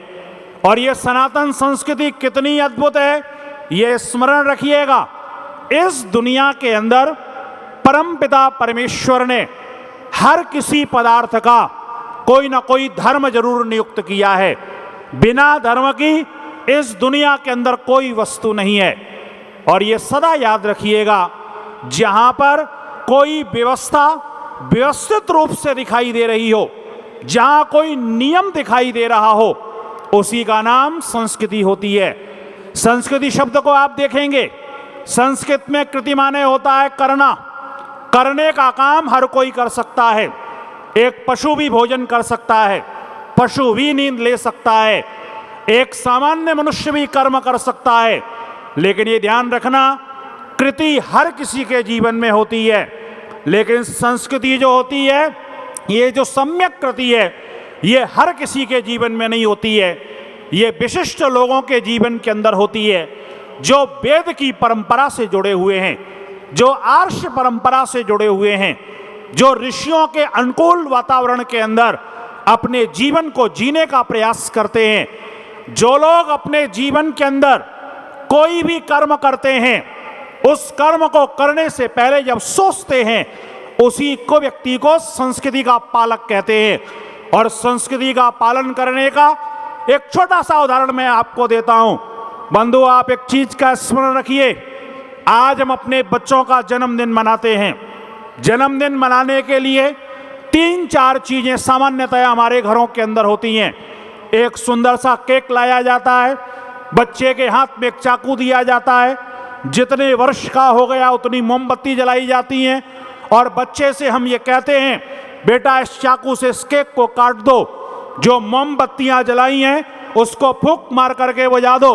और वो बच्चा प्रातः काल से एक चिंतन के अंदर अपने उस समय को व्यतीत करता है, और वो ये सोचता है सवेरे से, आज मेरा जन्मदिन है, मेरी माँ मुझे क्या देगी, आज मेरा जन्मदिन है, मेरे पिता मुझे क्या देंगे, आज मेरा जन्मदिन है, नाना और नानी से कुछ ना कुछ तो जरूर लूंगा, आज मेरा जन्मदिन है, पड़ोस की आंटी भी तो मुझे कुछ ना कुछ जरूर देंगी। एक ये संस्कृति है। लेकिन आप स्मरण रखिएगा, सनातन संस्कृति के अंदर जब किसी का जन्मदिन मनाया जाता है तो एक चीज का ध्यान रखना, हमारी संस्कृति किसी को काटने की नहीं है, हमारी संस्कृति सबको जोड़ने की है। आप ये स्मरण रखना, हमारे यहाँ जलती हुई अग्नि को बुझाया नहीं जाता है, हमारे यहाँ तमसो मां ज्योतिर्गमय की प्रवृत्ति है। हम अंधकार से प्रकाश की तरफ को चलते हैं, प्रकाश से अंधकार की तरफ को हम नहीं चलते हैं। ये स्मरण रखिएगा, हमारी जो सनातन संस्कृति है, ये संस्कृति इस दुनिया के अंदर देना सिखाती है, हमारी संस्कृति लेना नहीं सिखाती है। आप ये स्मरण रखिएगा, जब हम संध्या और यज्ञ भी करते हैं, अंगों का स्पर्श करते हुए ईश्वर से प्रार्थना करते हैं, ओम करतल कर पृष्ठे, हे परमेश्वर मैं अपने कर के पृष्ठ को देखने वाला बनूं, अर्थात जब किसी से मांगूंगा तो इस हिस्से को देखूंगा, और जब किसी को दूंगा तो ये वाले हिस्से को देखूंगा। हम भगवान से प्रार्थना करते हैं, ईश्वर इतना समर्थ हमको बनाना, इस दुनिया के अंदर हम लेने का काम ना करें, इस दुनिया के अंदर हम देने का काम करें। लेकिन स्मरण रखिएगा, जैसे ही सनातन संस्कृति का ह्रास समाज के अंदर से हुआ तो हमारी प्रवृत्ति क्या बन गई, सारे के सारे वातावरण के अंदर दूषण और प्रदूषण फैलना प्रारंभ हो गया। उसके परिणाम स्वरूप जो हमारी संस्कृति इस दुनिया की सबसे विशिष्ट संस्कृति थी, जिस संस्कृति का गौरव इतना अद्भुत था, जिसका संरक्षण मर्यादा पुरुषोत्तम रामचंद्र जैसे व्यक्तित्व ने किया, जिस संस्कृति का संरक्षण योगीराज कृष्ण जैसे व्यक्ति ने किया, जिस संस्कृति का संरक्षण ब्रह्मा से लेकर के जैमिनी पर्यंत ऋषियों ने और महर्षि देवदयानंद सरस्वती ने किया, उस संस्कृति का हमने ऐसे ह्रास करना प्रारंभ कर दिया और धीरे धीरे स्थिति क्या हुई, सत्य को हम छोड़ते चले गए। और जैसे ही सत्य और धर्म को हमने छोड़ा तो हमारे पास ग्रहण करने के लिए क्या बचा, और जब कुछ नहीं बचा तो धीरे धीरे धीरे धीरे स्थिति ये हुई, हमने सनातन संस्कृति को एक तरफ रखते हुए और अपने जीवन के अंदर एक हमने स्थिति पैदा कर ली कि हमारा ज्ञान और हमारी आस्था दोनों आपस में एक दूसरे के विरोधी होते चले गए। ये ध्यान रखना मनुष्य का सबसे बड़ा दुर्भाग्य है, जब उसका ज्ञान और उसकी आस्था आपस में टकराना प्रारंभ होती है। उसका ज्ञान कुछ और कहता है, आस्था कुछ और करने को मजबूर करती है, वहां हमारे जीवन के अंदर पतन प्रारंभ होता है। और वही हमने धर्म, संस्कृति और सनातन के संदर्भ में किया। लेकिन ये स्मरण रखना, ब्रह्मा से लेकर के जैमिनी पर्यंत ऋषियों ने जिस सनातन संस्कृति की रक्षा की, और ये याद रखिए, जिस सनातन संस्कृति की रक्षा के लिए अग्नि, वायु, आदित्य और अंगिरा ऋषि ने अपने जीवन को समर्पित किया, जिस सनातन की रक्षा करने के लिए ब्रह्मा ने चारों वेदों का अध्ययन करके उस ज्ञान की परंपरा को आगे बढ़ाते हुए बृहस्पति के पास में पहुंचाया, जिस सनातन को बृहस्पति ने इंद्र के पास पहुंचाया, जिस सनातन संस्कृति को इंद्र ने भारद्वाज के पास में पहुंचाया और भारद्वाज ने अन्य ऋषियों के माध्यम से, और इस द्वापर के 28वीं चतुर्युगी के द्वापर के अंत तक उसको पहुंचाने का काम ऋषियों ने किया। पर यह स्मरण रखना, पिछले लगभग 4000 वर्षों के अंदर एक काम इस संपूर्ण पृथ्वी के अंदर हो गया। ऋषि दयानंद वेद भाष्य करते हुए लिखते हैं, ये समाज के अंदर से दो चीजें समाप्त हो जाएं। कौन कौन सी चीजें? योग्य अध्यापकों का ह्रास हो जाए और योग्य उपदेशक उस समाज से अगर चले जाएं तो उस समाज का पतन प्रारंभ हो जाता है। और पिछले 4000 वर्षों के अंदर आप देखेंगे इस समाज के अंदर योग्य अध्यापक और योग्य उपदेशकों का ह्रास हो गया। अध्यापक और उपदेशकों की इस समाज के अंदर वंदना होना बंद हो गई। इस समाज के अंदर स्थिति पैदा हो गई, ना हमने अपने उपदेशकों का आदर किया, ना हमने अपने अध्यापकों का आदर किया, और परिणाम स्वरूप स्थिति क्या बनती चली गई। फिर जिसके मन में जो आया उसने उस काम को आगे बढ़ाने का प्रयास किया।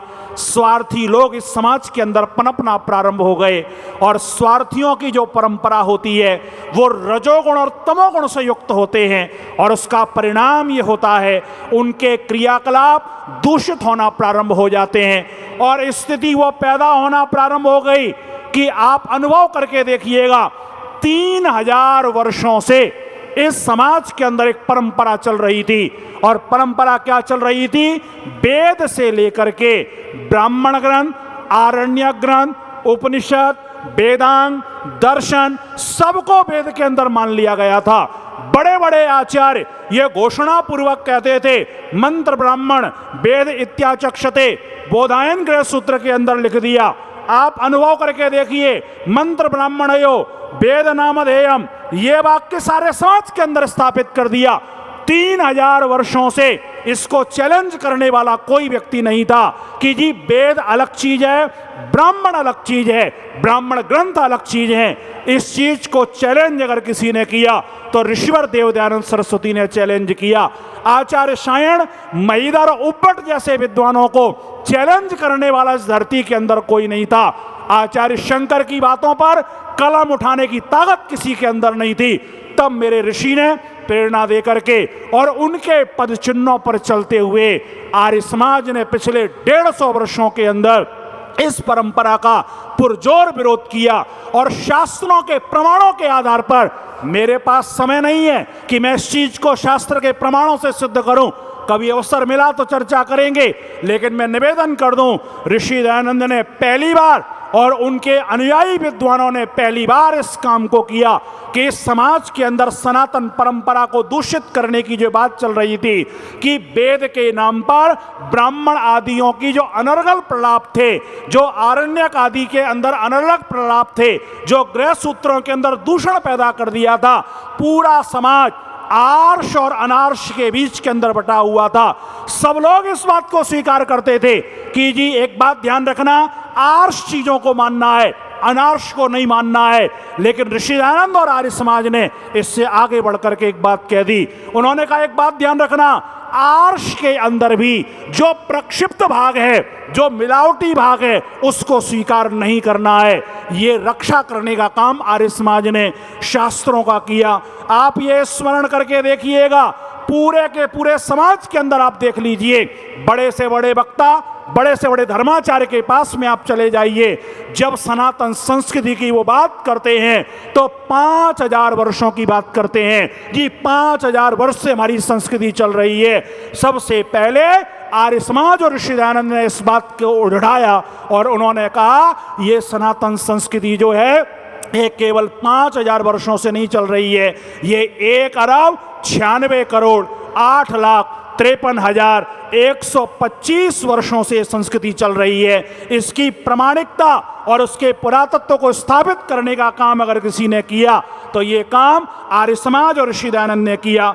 आप अनुभव करके देखिएगा, जिन पुराणों के अंदर कपोल कल्पित बातों का उत्तर किसी के पास में नहीं था, और जब पूछा जाता था, शास्त्र ये कहता है जी पुराण पढ़ना चाहिए, तो इन पुराणों को पढ़ें और इनके किस्से और कहानियों को हम कैसे पढ़ेंगे, इसका उत्तर देते हुए ऋषि दयानंद ने कहा कि इतिहास, पुराण, कल्प, नाराशंसी, बोले ये वाला पुराण नहीं है। वो पुराण कौन सा है? ब्राह्मण ग्रंथ ही पुराण के नाम से सिद्ध करने का काम जो ऋषि दयानंद ने किया और समाज को इस बात से बचाया, कपोल कल्पित पुराणों को पढ़ना वो बंद करे। आप अनुभव करके देखिएगा, संस्कृत व्याकरण के नाम पर कौमुदी की गलत गलत बातों को पढ़ाया जाता था। पुराणों के अशुद्ध प्रयोगों को जिस कौमुदी ने सिद्ध करने का प्रयास किया, हमारे पास कोई विकल्प नहीं था। ये आर्य समाज और ऋषि दयानंद की देन है कि हमने जो है प्राच्य व्याकरण को स्थापित करके पाणिनि, पतंजलि और कात्यायन को स्थापित कर दिया। आप अनुभव करके देखिएगा, दर्शनों के अंदर आज भी संपूर्ण पौराणिक जगत विरोध मानता है कि 6 आस्तिक जो दर्शन है इनके अंदर विरोध है। ये काम ऋषि दयानंद और आर्य समाज ने किया और उन्होंने कहा नहीं, इन दर्शनों के अंदर कोई विरोध नहीं है। ऋषि दयानंद और आर्य समाज की विशेषता है कि हम आचार्य यास्क को तो मानते हैं, लेकिन हम दुर्ग की बातों को स्वीकार नहीं करते हैं। हम वाल्मीकि की बात को तो मानते हैं, लेकिन हम तुलसी की बात को संपूर्णतया स्वीकार नहीं करते हैं। हम पाणिनि और पतंजलि की बात को तो मानते हैं, लेकिन भट्टोजी दीक्षित की बात को संपूर्णतया नहीं मानते हैं। हम मनु को तो मानते हैं, लेकिन हम मेधातिथि की बातों को संपूर्णतया नहीं मानते हैं। हम गौतम को तो मानते हैं, लेकिन हम गंगेश को हम स्वीकार नहीं करते हैं। आप अनुभव करके देखिएगा, चाहे यज्ञ की परंपरा हो, पशु बलि की जो परंपरा थी, अगर इस दूषण को समाप्त करने का किसी ने काम किया तो आर्य समाज ने समाप्त किया। वेद की शुद्ध व्याख्याएं अगर पहुंचाने का किसी ने काम किया, आर्य समाज ने किया। सामाजिक छुआछूत को जो हमारी संस्कृति के नाम पर थोप दिए गए थे, अगर उसकी रक्षा करने का काम किसी ने किया, आर्य समाज ने किया। नारियों के उत्थान की बात हो, 16 संस्कार की बात हो, कर्म फल की समुचित व्यवस्था की बात हो, बाल विवाह, विधवा विवाह की बात हो, चाहे शुद्ध ईश्वर की उपासना की बात हो, चाहे शुद्ध मोक्ष की बात हो, इन सारी बातों को आप अनुभव करके देखिएगा। अगर इनकी शुद्धता को इस समाज के अंदर स्थापित करने का काम किसी ने किया तो वो आर्य समाज और ऋषि दयानंद ने किया। आज विशुद्ध रूप से संपूर्ण विश्व के अंदर सनातन संस्कृति को स्थापित करने का अगर कोई काम कर रहा है तो केवल और केवल महर्षि देवदयानंद सरस्वती के शिष्य हम समस्त आर्य समाजी कर रहे हैं, गुरुकुलीय परंपरा के लोग कर रहे हैं, ये ही लोहा लेने का काम कर रहे हैं। इसलिए इस बात पर निश्चिंत रहिए, जब तक आर्य समाज का एक भी व्यक्ति जीवित है तब तक इस समाज के अंदर सनातन संस्कृति को कोई भी आघात नहीं पहुंचा सकता है। इसकी रक्षा करने का दायित्व ऋषि दयानंद ने हमारे कंधों पर प्रदान किया है। मैं आप समस्त महानुभावों का बहुत हृदय से स्वागत करता हूं। पूरे संपूर्ण भारतवर्ष और विश्व के अनेक देशों से पधारे हुए समस्त लोगों को आर्य समाज के 150वें इस स्थापना वर्ष के अवसर पर महर्षि दयानंद के 201वें जन्मोत्सव के अवसर पर, सत्यार्थ प्रकाश के 150वें इस वर्ष के अवसर पर और स्वामी श्रद्धानंद जी महाराज का जो बलिदान दिवस हुआ हम आगे मनाएंगे, इन समस्त प्रकल्पों की मैं बहुत शुभकामना प्रदान करता हूँ। प्रेरणाएं हम लेकर के जाएं और अपने जीवन को विशुद्ध बनाएं। एक बार पुनः आप सबका बहुत बहुत धन्यवाद, बहुत बहुत आभार। इति ओम शम।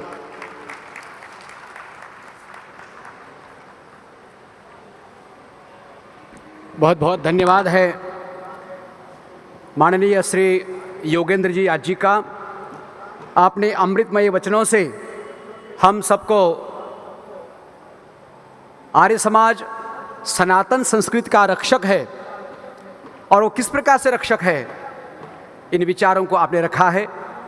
आपके प्रेरणादायी विचारों को सुनकर निश्चित ही हम सब में नई ऊर्जा जाग जाएगी।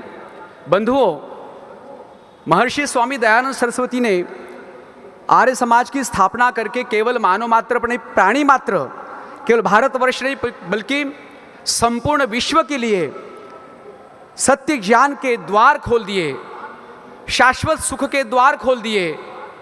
स्वामी जी स्वयं कहते हैं सत्यार्थ प्रकाश के 14 अर्थात 14 समोल्लास में कि मेरा कोई भी नया मत या संप्रदाय चलाने का लेश मात्र भी विषय नहीं है, अभिप्राय नहीं, किंतु जो सत्य है उसे मानना व मनवाना और जो असत्य है उसे छोड़ना व छुड़वाना मुझको अभिष्ट है। यदि मैं पक्षपात करता तो आर्यावर्त के प्रचलित मतों में से एक किसी का मत आग्रही होता, किंतु आर्यावर्त व अन्य देशों में जो अधर्मयुक्त चाल चलन है उसको स्वीकार नहीं करता और जो धर्मयुक्त बातें हैं उनका त्याग करना न करना चाहता हूँ, क्योंकि ऐसा करना मनुष्य धर्म के विरुद्ध है। श्रोताओं, सही अर्थों में सनातन धर्म यही है जो प्रकृति से चला आया हुआ है, जो निसर्ग से आया हुआ है और जो वेद की बात सत्य सनातन वैदिक धर्म के माध्यम से होती है। ऐसे ही सा प्रथमा विश्व या विश्ववारा, इस प्रकार की वेद मुक्ति के माध्यम से हम सनातन का रक्षक कैसा आर्य समाज बताने का प्रयास माननीय श्री योगेंद्र जी ने किया। मैं उनका हृदय से हार्दिक धन्यवाद करता हूं। अब मैं ऐसे एक महान विदुषी को आपके सामने प्रस्तुत कर रहा हूं। गुरुकुल की ब्रह्मचारिणी यहाँ पर उपस्थित हैं। अच्छा वह सुनने वाली हमारी महिलाओं में से संख्या बढ़ रही है। मैं ये कहना चाहता हूँ, यहाँ पर महर्षि स्वामी दयानंद सरस्वती की एक शिष्या थी पंडिता रमाबाई। स्वामी जी का उनका जो सपना था साकार नहीं हो पाया, लेकिन स्वामी जी के शिष्याओं में से हमारी आर्य जगत की विदुषी डॉक्टर सुमेधा जी आचार्य यहाँ पर उपस्थित है। मैं उनसे अनुरोध करता हूँ कृपया हम सबको अपने ओजस्वी वचनों से लाभान्वित करें। माननीय डॉक्टर सुमेधा जी आचार्य जी आइए। अच्छा कम है।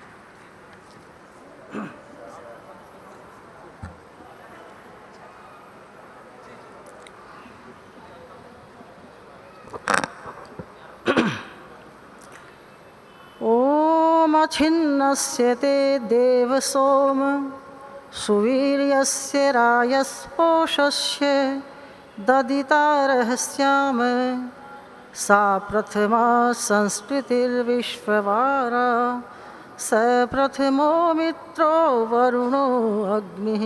ओम शांति शांति शांति। सम्मान के योग्य इस सभा के अध्यक्ष हमारे अभिभावक के रूप में है सम्मान्य भाई प्रकाश आर्य जी, परम श्रद्धेय स्वामी जी महाराज, सन्यासी वृंद और बहुत ही सम्मान के योग्य ओजस्वी वक्ता आचार्य योगेंद्र याज्ञिक जी, सम्मानित मंच और श्रोतृवृंद में प्रबुद्ध श्रोतृवृंद और अपनी परंपरा का निर्वहन करने वाले आर्य समाज के प्रबुद्ध भाइयों और बहनों, अभी आप बहुत सुंदर विचार आचार्य योगेंद्र याज्ञिक जी से सुन रहे थे और आज हम जो इन चतुर्दिवसीय 150वां आर्य समाज का स्थापना दिवस मना रहे हैं। हम सभी को उसके लिए हार्दिक शुभकामना, हार्दिक बधाई। इतना सुंदर भव्य कार्यक्रम ये चल रहा है और हमें उत्साहवर्धन के लिए यहाँ पर हमारे देश के सर्वोच्च हमारे अभिभावक भी उपस्थित हुए हैं। हमें इसकी प्रसन्नता है। इस कार्यक्रम में भाग लेने का अवसर, सौभाग्य हम सभी को प्राप्त हुआ तो हम भाग्यशाली हैं। जैसा कि कहा जाता है कि 200वां जन्म दिवस, स्थापना दिवस इस शरीर में शायद हम नहीं देख पाएंगे, तो हम सब भाग्यशाली हैं। सज्जनों, अभी संस्कृति की बात चल रही थी, क्योंकि ये जो सत्र है, इस सत्र का नाम ही है सनातन संस्कृति का रक्षक आर्य समाज। बहुत सुंदर शीर्षक है इसका। मैं तो कई बार सोचती हूँ कि जो हमारी सनातन संस्कृति है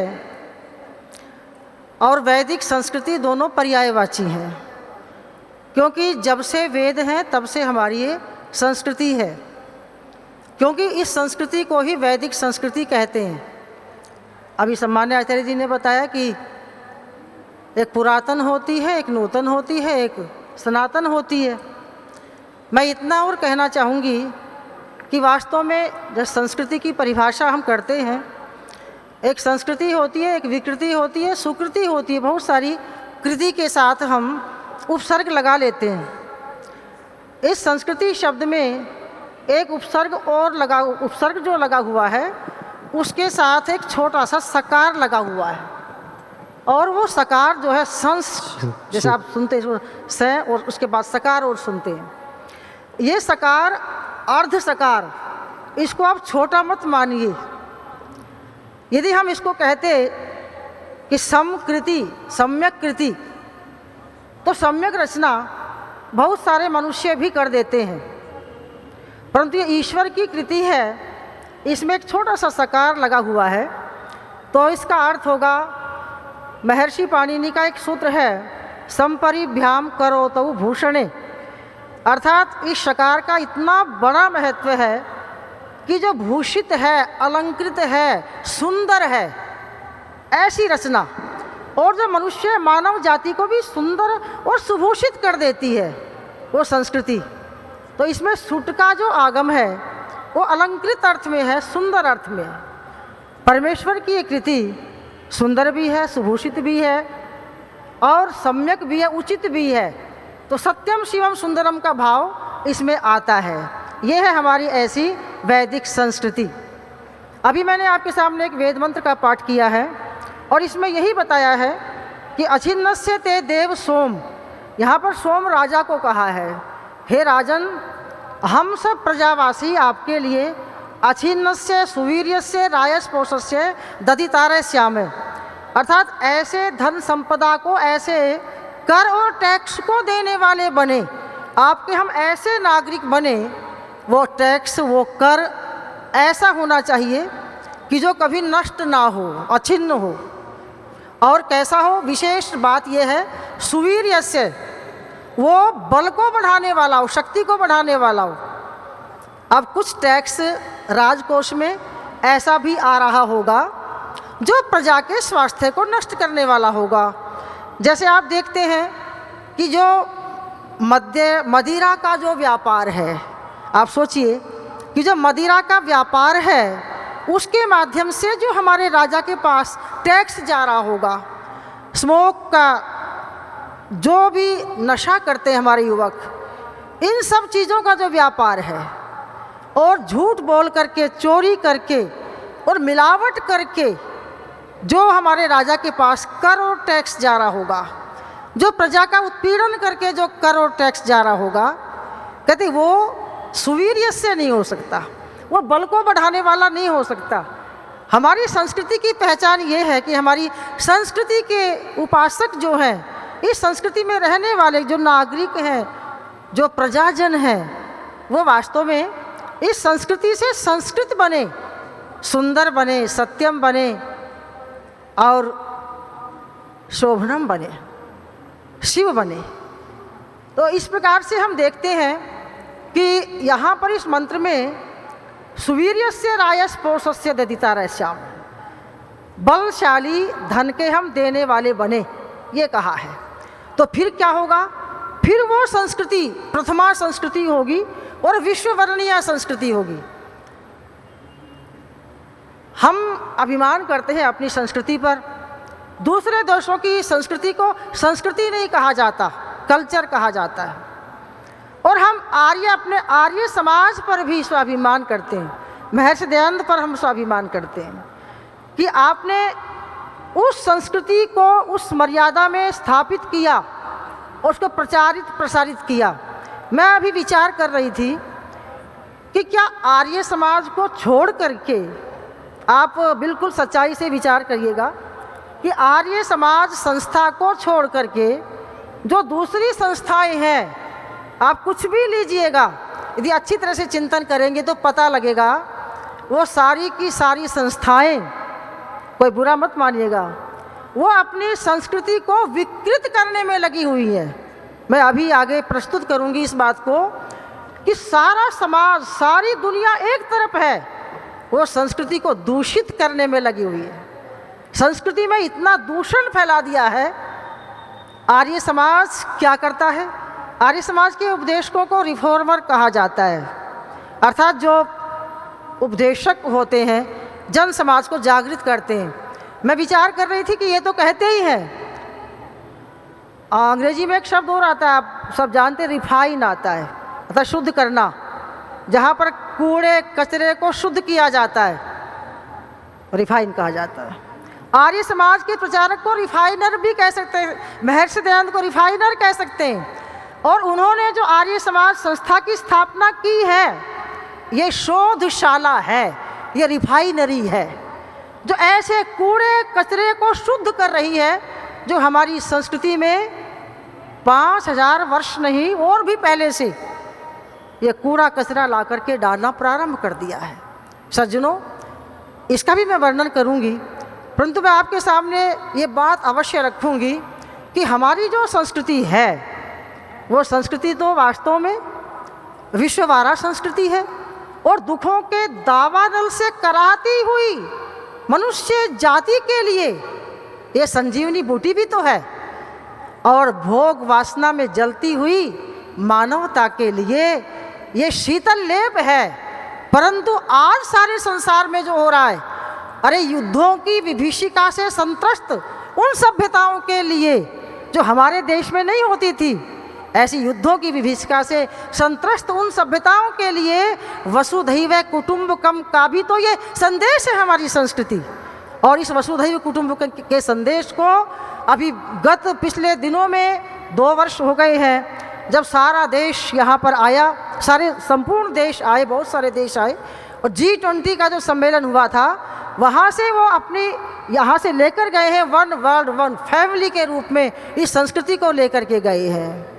तो ये संस्कृति ऐसी महान संस्कृति है, परंतु ये संस्कृति जो महान है, ये महान बनाने में इसका कारक क्या है? शायद आपने सोचा होगा या नहीं सोचा होगा। मैं विचार कर रही थी कि इस संस्कृति का जो एक विशेष कारक है, वो है मातृ प्रधान संस्कृति। हमारे देश की संस्कृति मातृ प्रधान संस्कृति रही है। मैं कई बार जब माताओं के विषय में बोलती हूँ तो मुझे ऐसा अनुभव होता है कि एक माता ऐसी है कि जो सारे समाज को परिवर्तित कर सकती है, अपने निर्माण से बदल सकती है। तो हमारे देश की संस्कृति मातृ प्रधान संस्कृति रही है। इसीलिए हम सारे शास्त्रों में देखते हैं, हमारे सारे शास्त्र माताओं के गौरव से भरे हुए हैं, और माताओं के गौरव के रूप में हमारे देश में माताओं की विविध प्रकार से पूजा अर्चना प्रारंभ हुई है। यद्यपि वो पूजा अर्चना अभी पर्याप्त नहीं है और भटक गई है, वही उसी प्रकार से जैसे मैंने कहा कि कचरा आ गया उसमें, तो पूजा अर्चना जैसे भी की है। आप सब जानते हैं कि माताओं का जो स्थान है, 3 चीज़ें मनुष्य के जीवन के लिए, किसी भी मनुष्य को जीवन के लिए 3 चीज़ें बहुत आवश्यक होती है। एक तो उसको ज्ञान की, विद्या की आवश्यकता होती है, एक उसको बल की शक्ति की आवश्यकता होती है और एक उसको धन की आवश्यकता होती है। इन तीन चीज़ों के मिलने पर मनुष्य का जीवन चल जाता है। आप सब जानते हैं कि हमारे यहाँ पर इन तीन चीज़ों के प्रतीक रूप में किसकी कल्पना की है? ज्ञान के रूप में, विद्या के रूप में सरस्वती देवी को रखा है, बल के रूप में दुर्गा देवी को रखा है और धन के रूप में लक्ष्मी देवी की पूजा की जाती है। और मैं आपको याद दिला दूं, महर्षि दयानंद सरस्वती ने अपने जो आर्य समाज की स्थापना की, उसमें जो छठा नियम है, आप उसको ध्यान कीजिए।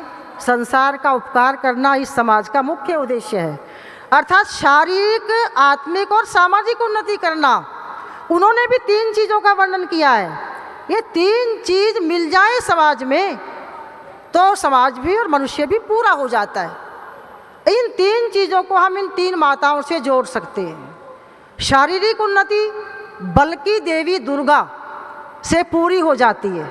जब बल की देवी दुर्गा को हम मानते हैं तो महर्षि दयानंद की बात पूरी हो जाती है, शारीरिक उन्नति हो जाती है। और जो आत्मिक उन्नति है, आप विद्वान बैठे हैं जानते हैं, विद्या तपोभ्याम भूतात्मा, विद्या और तप से आत्मा पवित्र होती है, अर्थात आत्मिक उन्नति विद्या से पूरी हो जाती है। अर्थात विद्या की देवी जो सरस्वती है वो आत्मिक उन्नति का प्रतीक है। ठीक इसी प्रकार से धन के द्वारा जो लक्ष्मी है, लक्ष्मी देवी धन का प्रतीक है जो, तो कहते हैं वहाँ पर जो सामाजिक उन्नति कही है उससे समाज की जो आगे धारा बहती है, उन्नति होती है, धन के द्वारा होती है।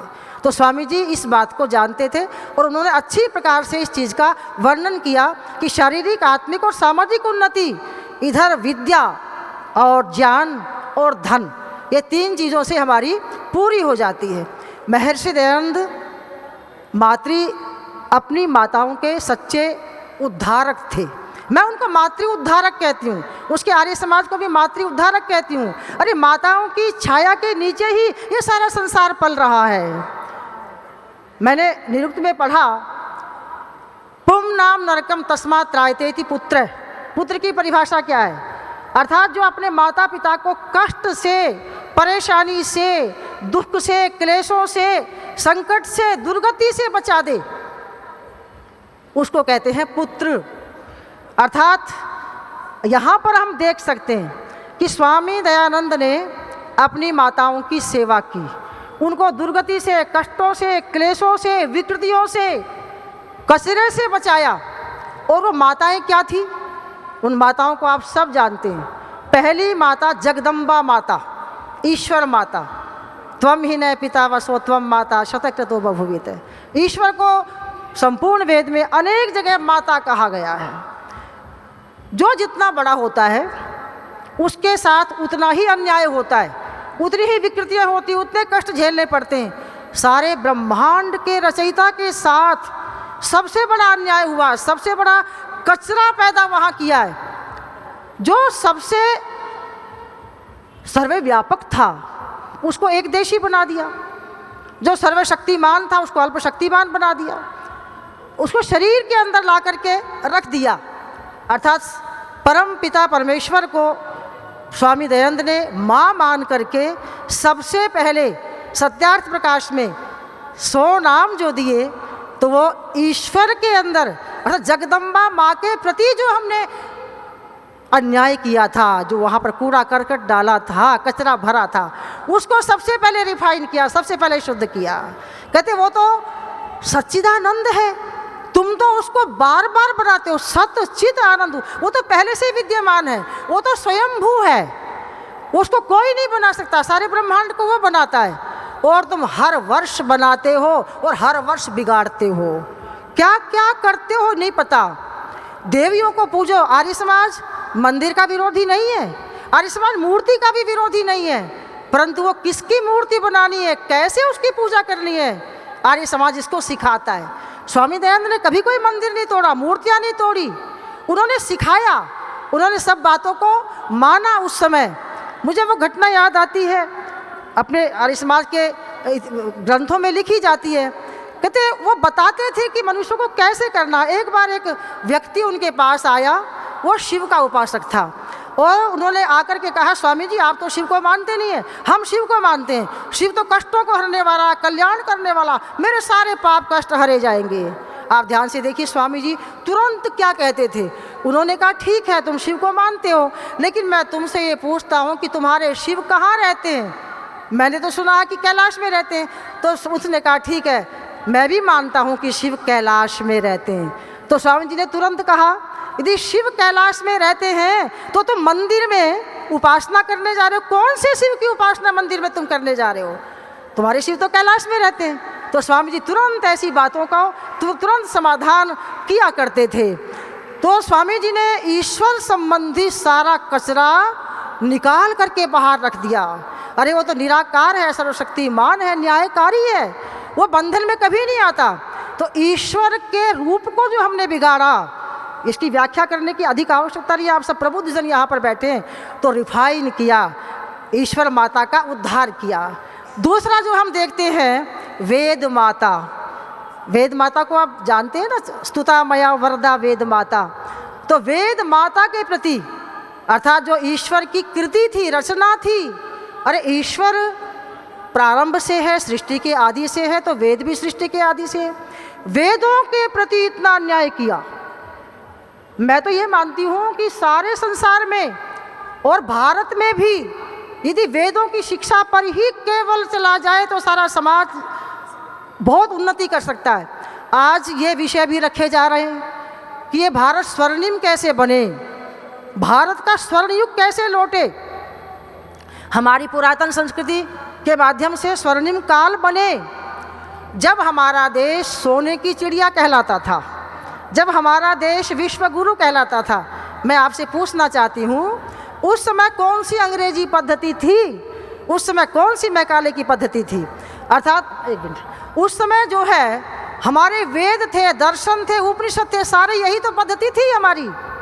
अर्थात जिस समय यहाँ पर वेदों की शिक्षा थी उस समय हमारा देश विश्व गुरु था, और जिस समय वेदों की शिक्षा थी उस समय हमारा देश सोने की चिड़िया था। तो वेदों के अंदर जो कचरा भरा, मैं इसको 1 मिनट में आपके सामने अवश्य रखना चाहूँगी। विज्ञान की दृष्टिकोण से देखो, एक मंत्र मैं आपको दे रही हूँ, आयम गो प्रश्नि रक्रमिद सदन मातरम पुरै। अर्थात वो क्या कहते थे?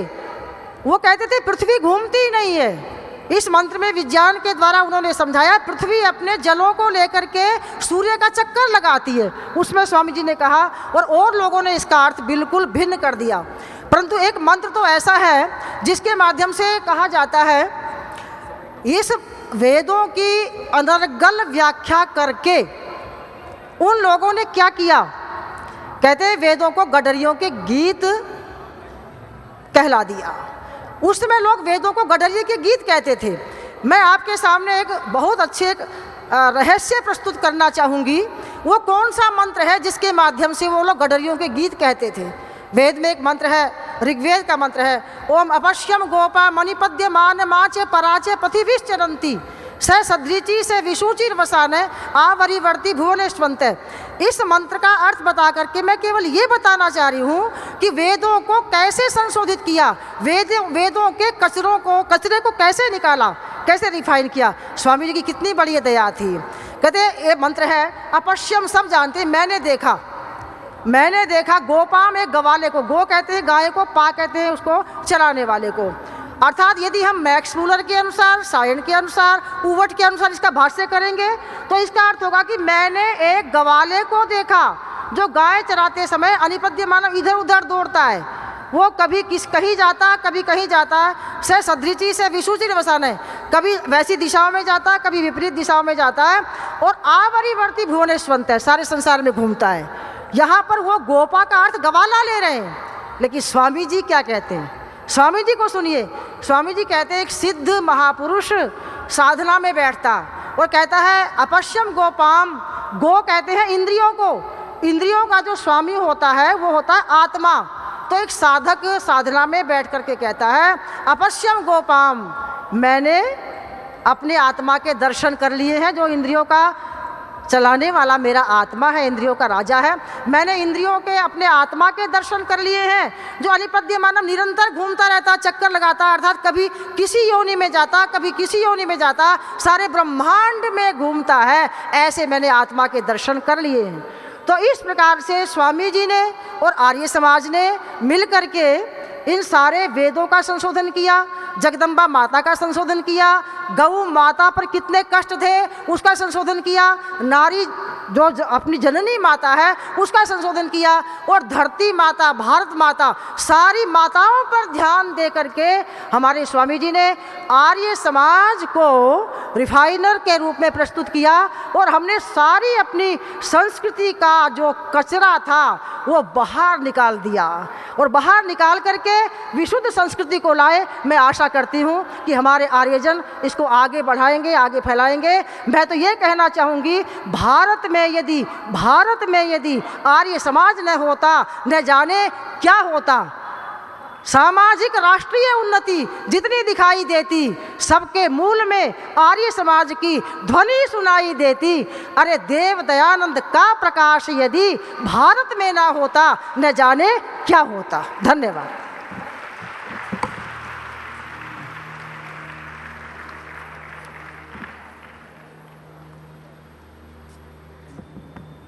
बहुत बहुत आभार एवं धन्यवाद बहन जी, आचार्य डॉक्टर सुमेधा जी। इन्होंने आपके सामने सनातन संस्कृति का रक्षक आर्य समाज इस विषय पर अपने विचार रखे। बहुत बहुत अभिनंदन है, धन्यवाद। इसके पश्चात में ऐसे एक वक्ता जो केवल वाणी से नहीं बोलते बल्कि वे अपनी आत्मा से बोलते हैं, जीवन से बोलते हैं, ऐसे जिनके लिए भूयश्च श्रद्धा शतात यह वेद सूक्ति लागू पड़ती है, आदरणीय स्वामी सोमानंद जी महाराज, इनसे मैं निवेदन करता हूँ 5 मिनट के भीतर आप अपने आशीर्वाद वचनों को रखेंगे। माननीय स्वामी सोमानंद जी महाराज, देखिए महाराष्ट्र की धरती से सामान्य रेल यात्रा करते हुए पहुँचे हैं यहाँ पर। तपस्वी जीवन है इनका, मैंने पहले ही बता दिया।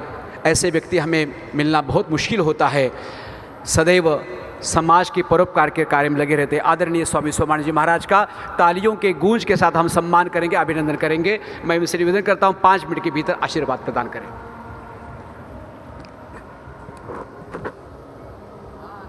ओम विद्यां सविद्यां श्रेष्ठो वेदो भयं सह अविद्यायां मृत्युं तत्त्वा विद्यायामृतमश्नुते।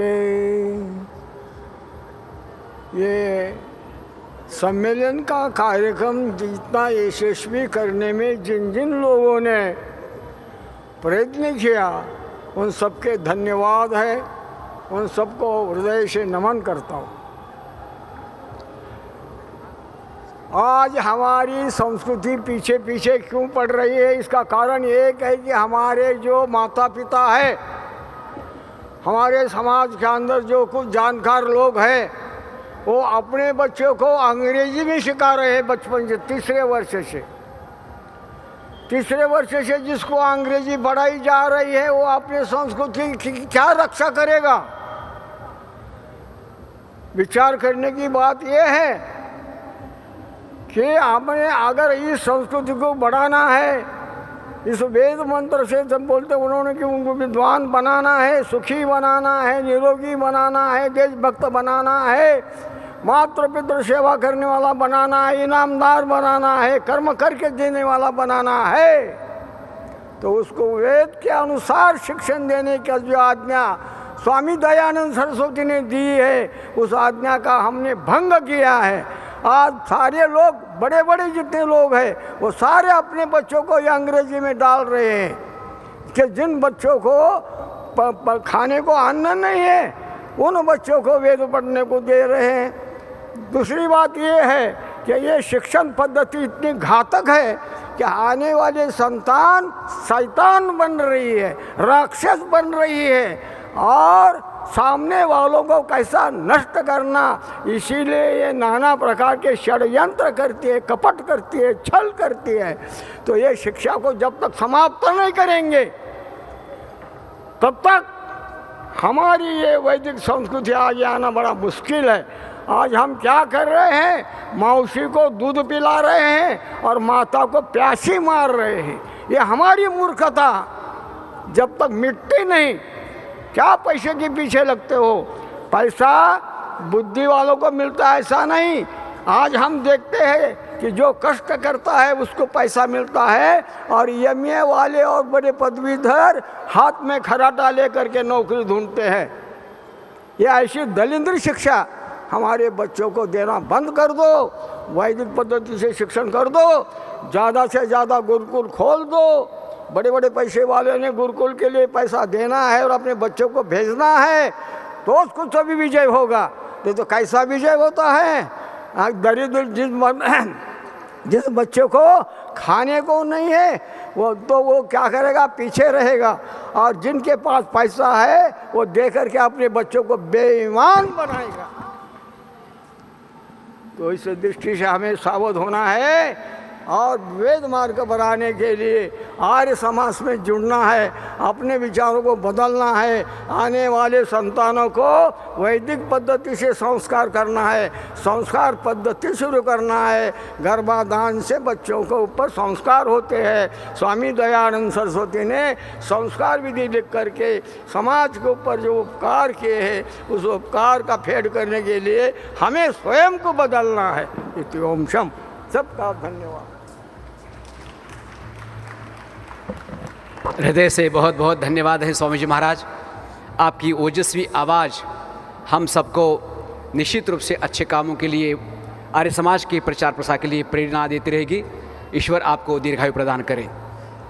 हमारे मध्य में नियोजित आज के इस सत्र के वक्ता माननीय डॉक्टर श्री प्रोफेसर विनय जी विद्यालंकार यहाँ पर पधार चुके हैं, किंतु उन्होंने इतना बड़ा समारोह, इतना बड़ा सम्मेलन और बहुत सारी जिम्मेदारियां उन पर भी कंधों पर, लगभग 5-6 दिनों से यहाँ पर रहकर पूरा समय दे रहे हैं और पूरा नियोजन बना रहे हैं। वे इस व्यस्तता के कारण वे समय पर नहीं आ पाए और उन्हें स्वयं ही हमें सबको कहा है कि इस बार मैं बोलने में असमर्थ हूँ। हम उनका बहुत बहुत धन्यवाद व्यक्त करते हैं और स्वागत भी करते हैं। अगले सत्र में हमें अवश्य आपके विचार सुनने मिलेंगे। हम उनका हार्दिक धन्यवाद व्यक्त करते हुए मैं अब अनुरोध करता हूं आज के इस सत्र के अध्यक्ष, आर्य जगत के वरिष्ठ नेता हमारे माननीय श्री प्रकाश जी आर्य से कृपया आज के इस सत्र का आप अध्यक्ष समापन करें और हम सबको मार्गदर्शन करें। माननीय श्री प्रकाश जी आर्य।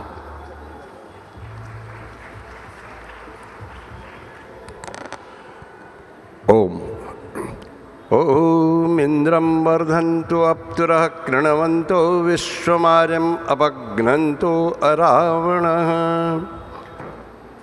आज के इस कार्यक्रम के वक्ता श्री योगेंद्र जी याज्ञिक, बहन सुमेधा जी, स्वामी जी और हमारे भ्राता विनय जी और संचालन कर रहे नयन कुमार जी, उपस्थित श्रोताओं, आज का विषय बड़ा इस प्रकार का विषय जिसके बारे में इस प्रकार की चर्चा करना ही अपने आप में एक बड़ी अलग बात है, क्योंकि संस्कृति को मानने वाला तो और जिसका प्रचार प्रसार करने वाला केवल आर्य समाज ही है। बाकी जितने लोग मानते हैं वो संस्कृति नहीं है, वे विचारधारा हैं, परंपरा हैं, रूढ़ियाँ हैं। दुनिया की संस्कृति तो केवल एक ही हो सकती है जो परमपिता परमात्मा के द्वारा दी है। स्वप्रथमा संस्कृति विश्ववारा। पहला ज्ञान किसने दिया है? पहला ज्ञान का देने वाला कौन है? पहले ज्ञान का देने वाला वो परमपिता परमात्मा है। और संसार की एकमात्र संस्था आर्य समाज है जो उस परमपिता परमात्मा के ज्ञान को ही सर्वोत्तम मानती है, उस पर ही पूरा विश्वास करती है। इसलिए जिस प्रकार जो धन के लिए, धन का जिसका विचार है, जो धन को सुरक्षित रखना चाहता है, धन जिसको प्रिय है तो वो धन की रक्षा करेगा। किसी को भूमि प्रिय है तो भूमि की रक्षा करेगा। किसी को पदों की लालसा है तो पदों की रक्षा करेगा। तो सनातन संस्कृति की लालसा और सनातन संस्कृति की मान्यता वाला दुनिया में केवल आर्य समाज है। इसलिए आर्य समाज उस बात को मानता है जो परमपिता परमात्मा ने दिया। एक बात और कहना चाहता हूँ, आज संस्कृति को लेकर भ्रम है। मानवीय विचारधाराओं के अनुसार जिसने जिस प्रकार का सोच लिया, ये आस्था के कारण है। विचारधाराएं, रूढ़ियाँ, मान्यताएं ये आस्था से होती हैं प्रायः, और संस्कृति श्रद्धा से मानी जाती है, क्योंकि जो सत्य है उसको ही स्वीकार किया जाता है। और संस्कृति का मतलब क्या है? संस्कारित करना, अच्छा श्रेष्ठ बनाना, उन्नति करना, ये हमें संस्कृति सिखाती है। तो इस दुनिया की संस्कृति अलग अलग कैसे हो सकती है?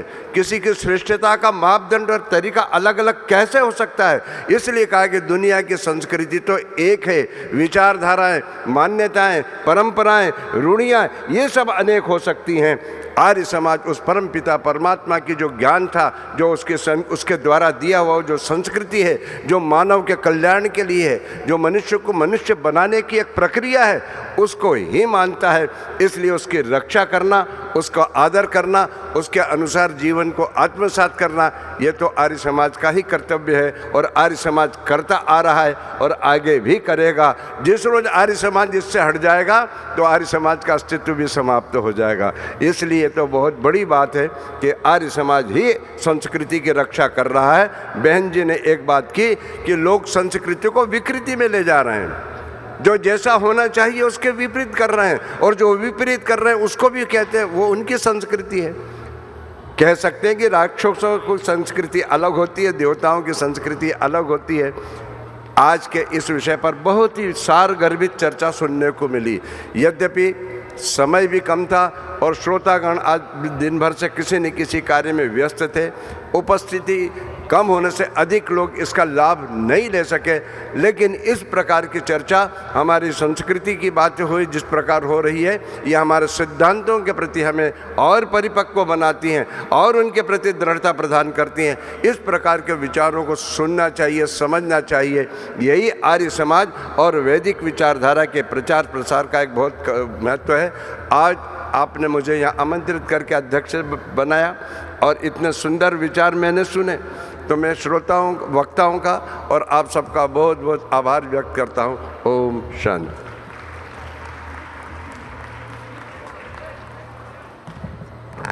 सनातन वैदिक संस्कृति के पावन पथ को प्रदर्शित करने वाले हमारे अध्यक्षीय पदभार ग्रहण करने वाले वरिष्ठ नेता माननीय प्रकाश जी आर्य ने बहुत सुंदर विचार रखे हैं। मैं उनका हृदय से हार्दिक धन्यवाद व्यक्त करता हूं। और यह मंच, आज का यह सत्र हम सबके लिए प्रेरणा देगा और संपूर्ण विश्व के लिए सही अर्थों में आर्य समाज संस्कृति का रक्षक है। बाकी सारी संस्कृतियां विशेष नहीं, बिल्कुल सत्य एवं शाश्वत संस्कृति का रक्षक आर्य समाज है। इसी विचार को हम संसार तक फैलाने का प्रयास करेंगे। मैं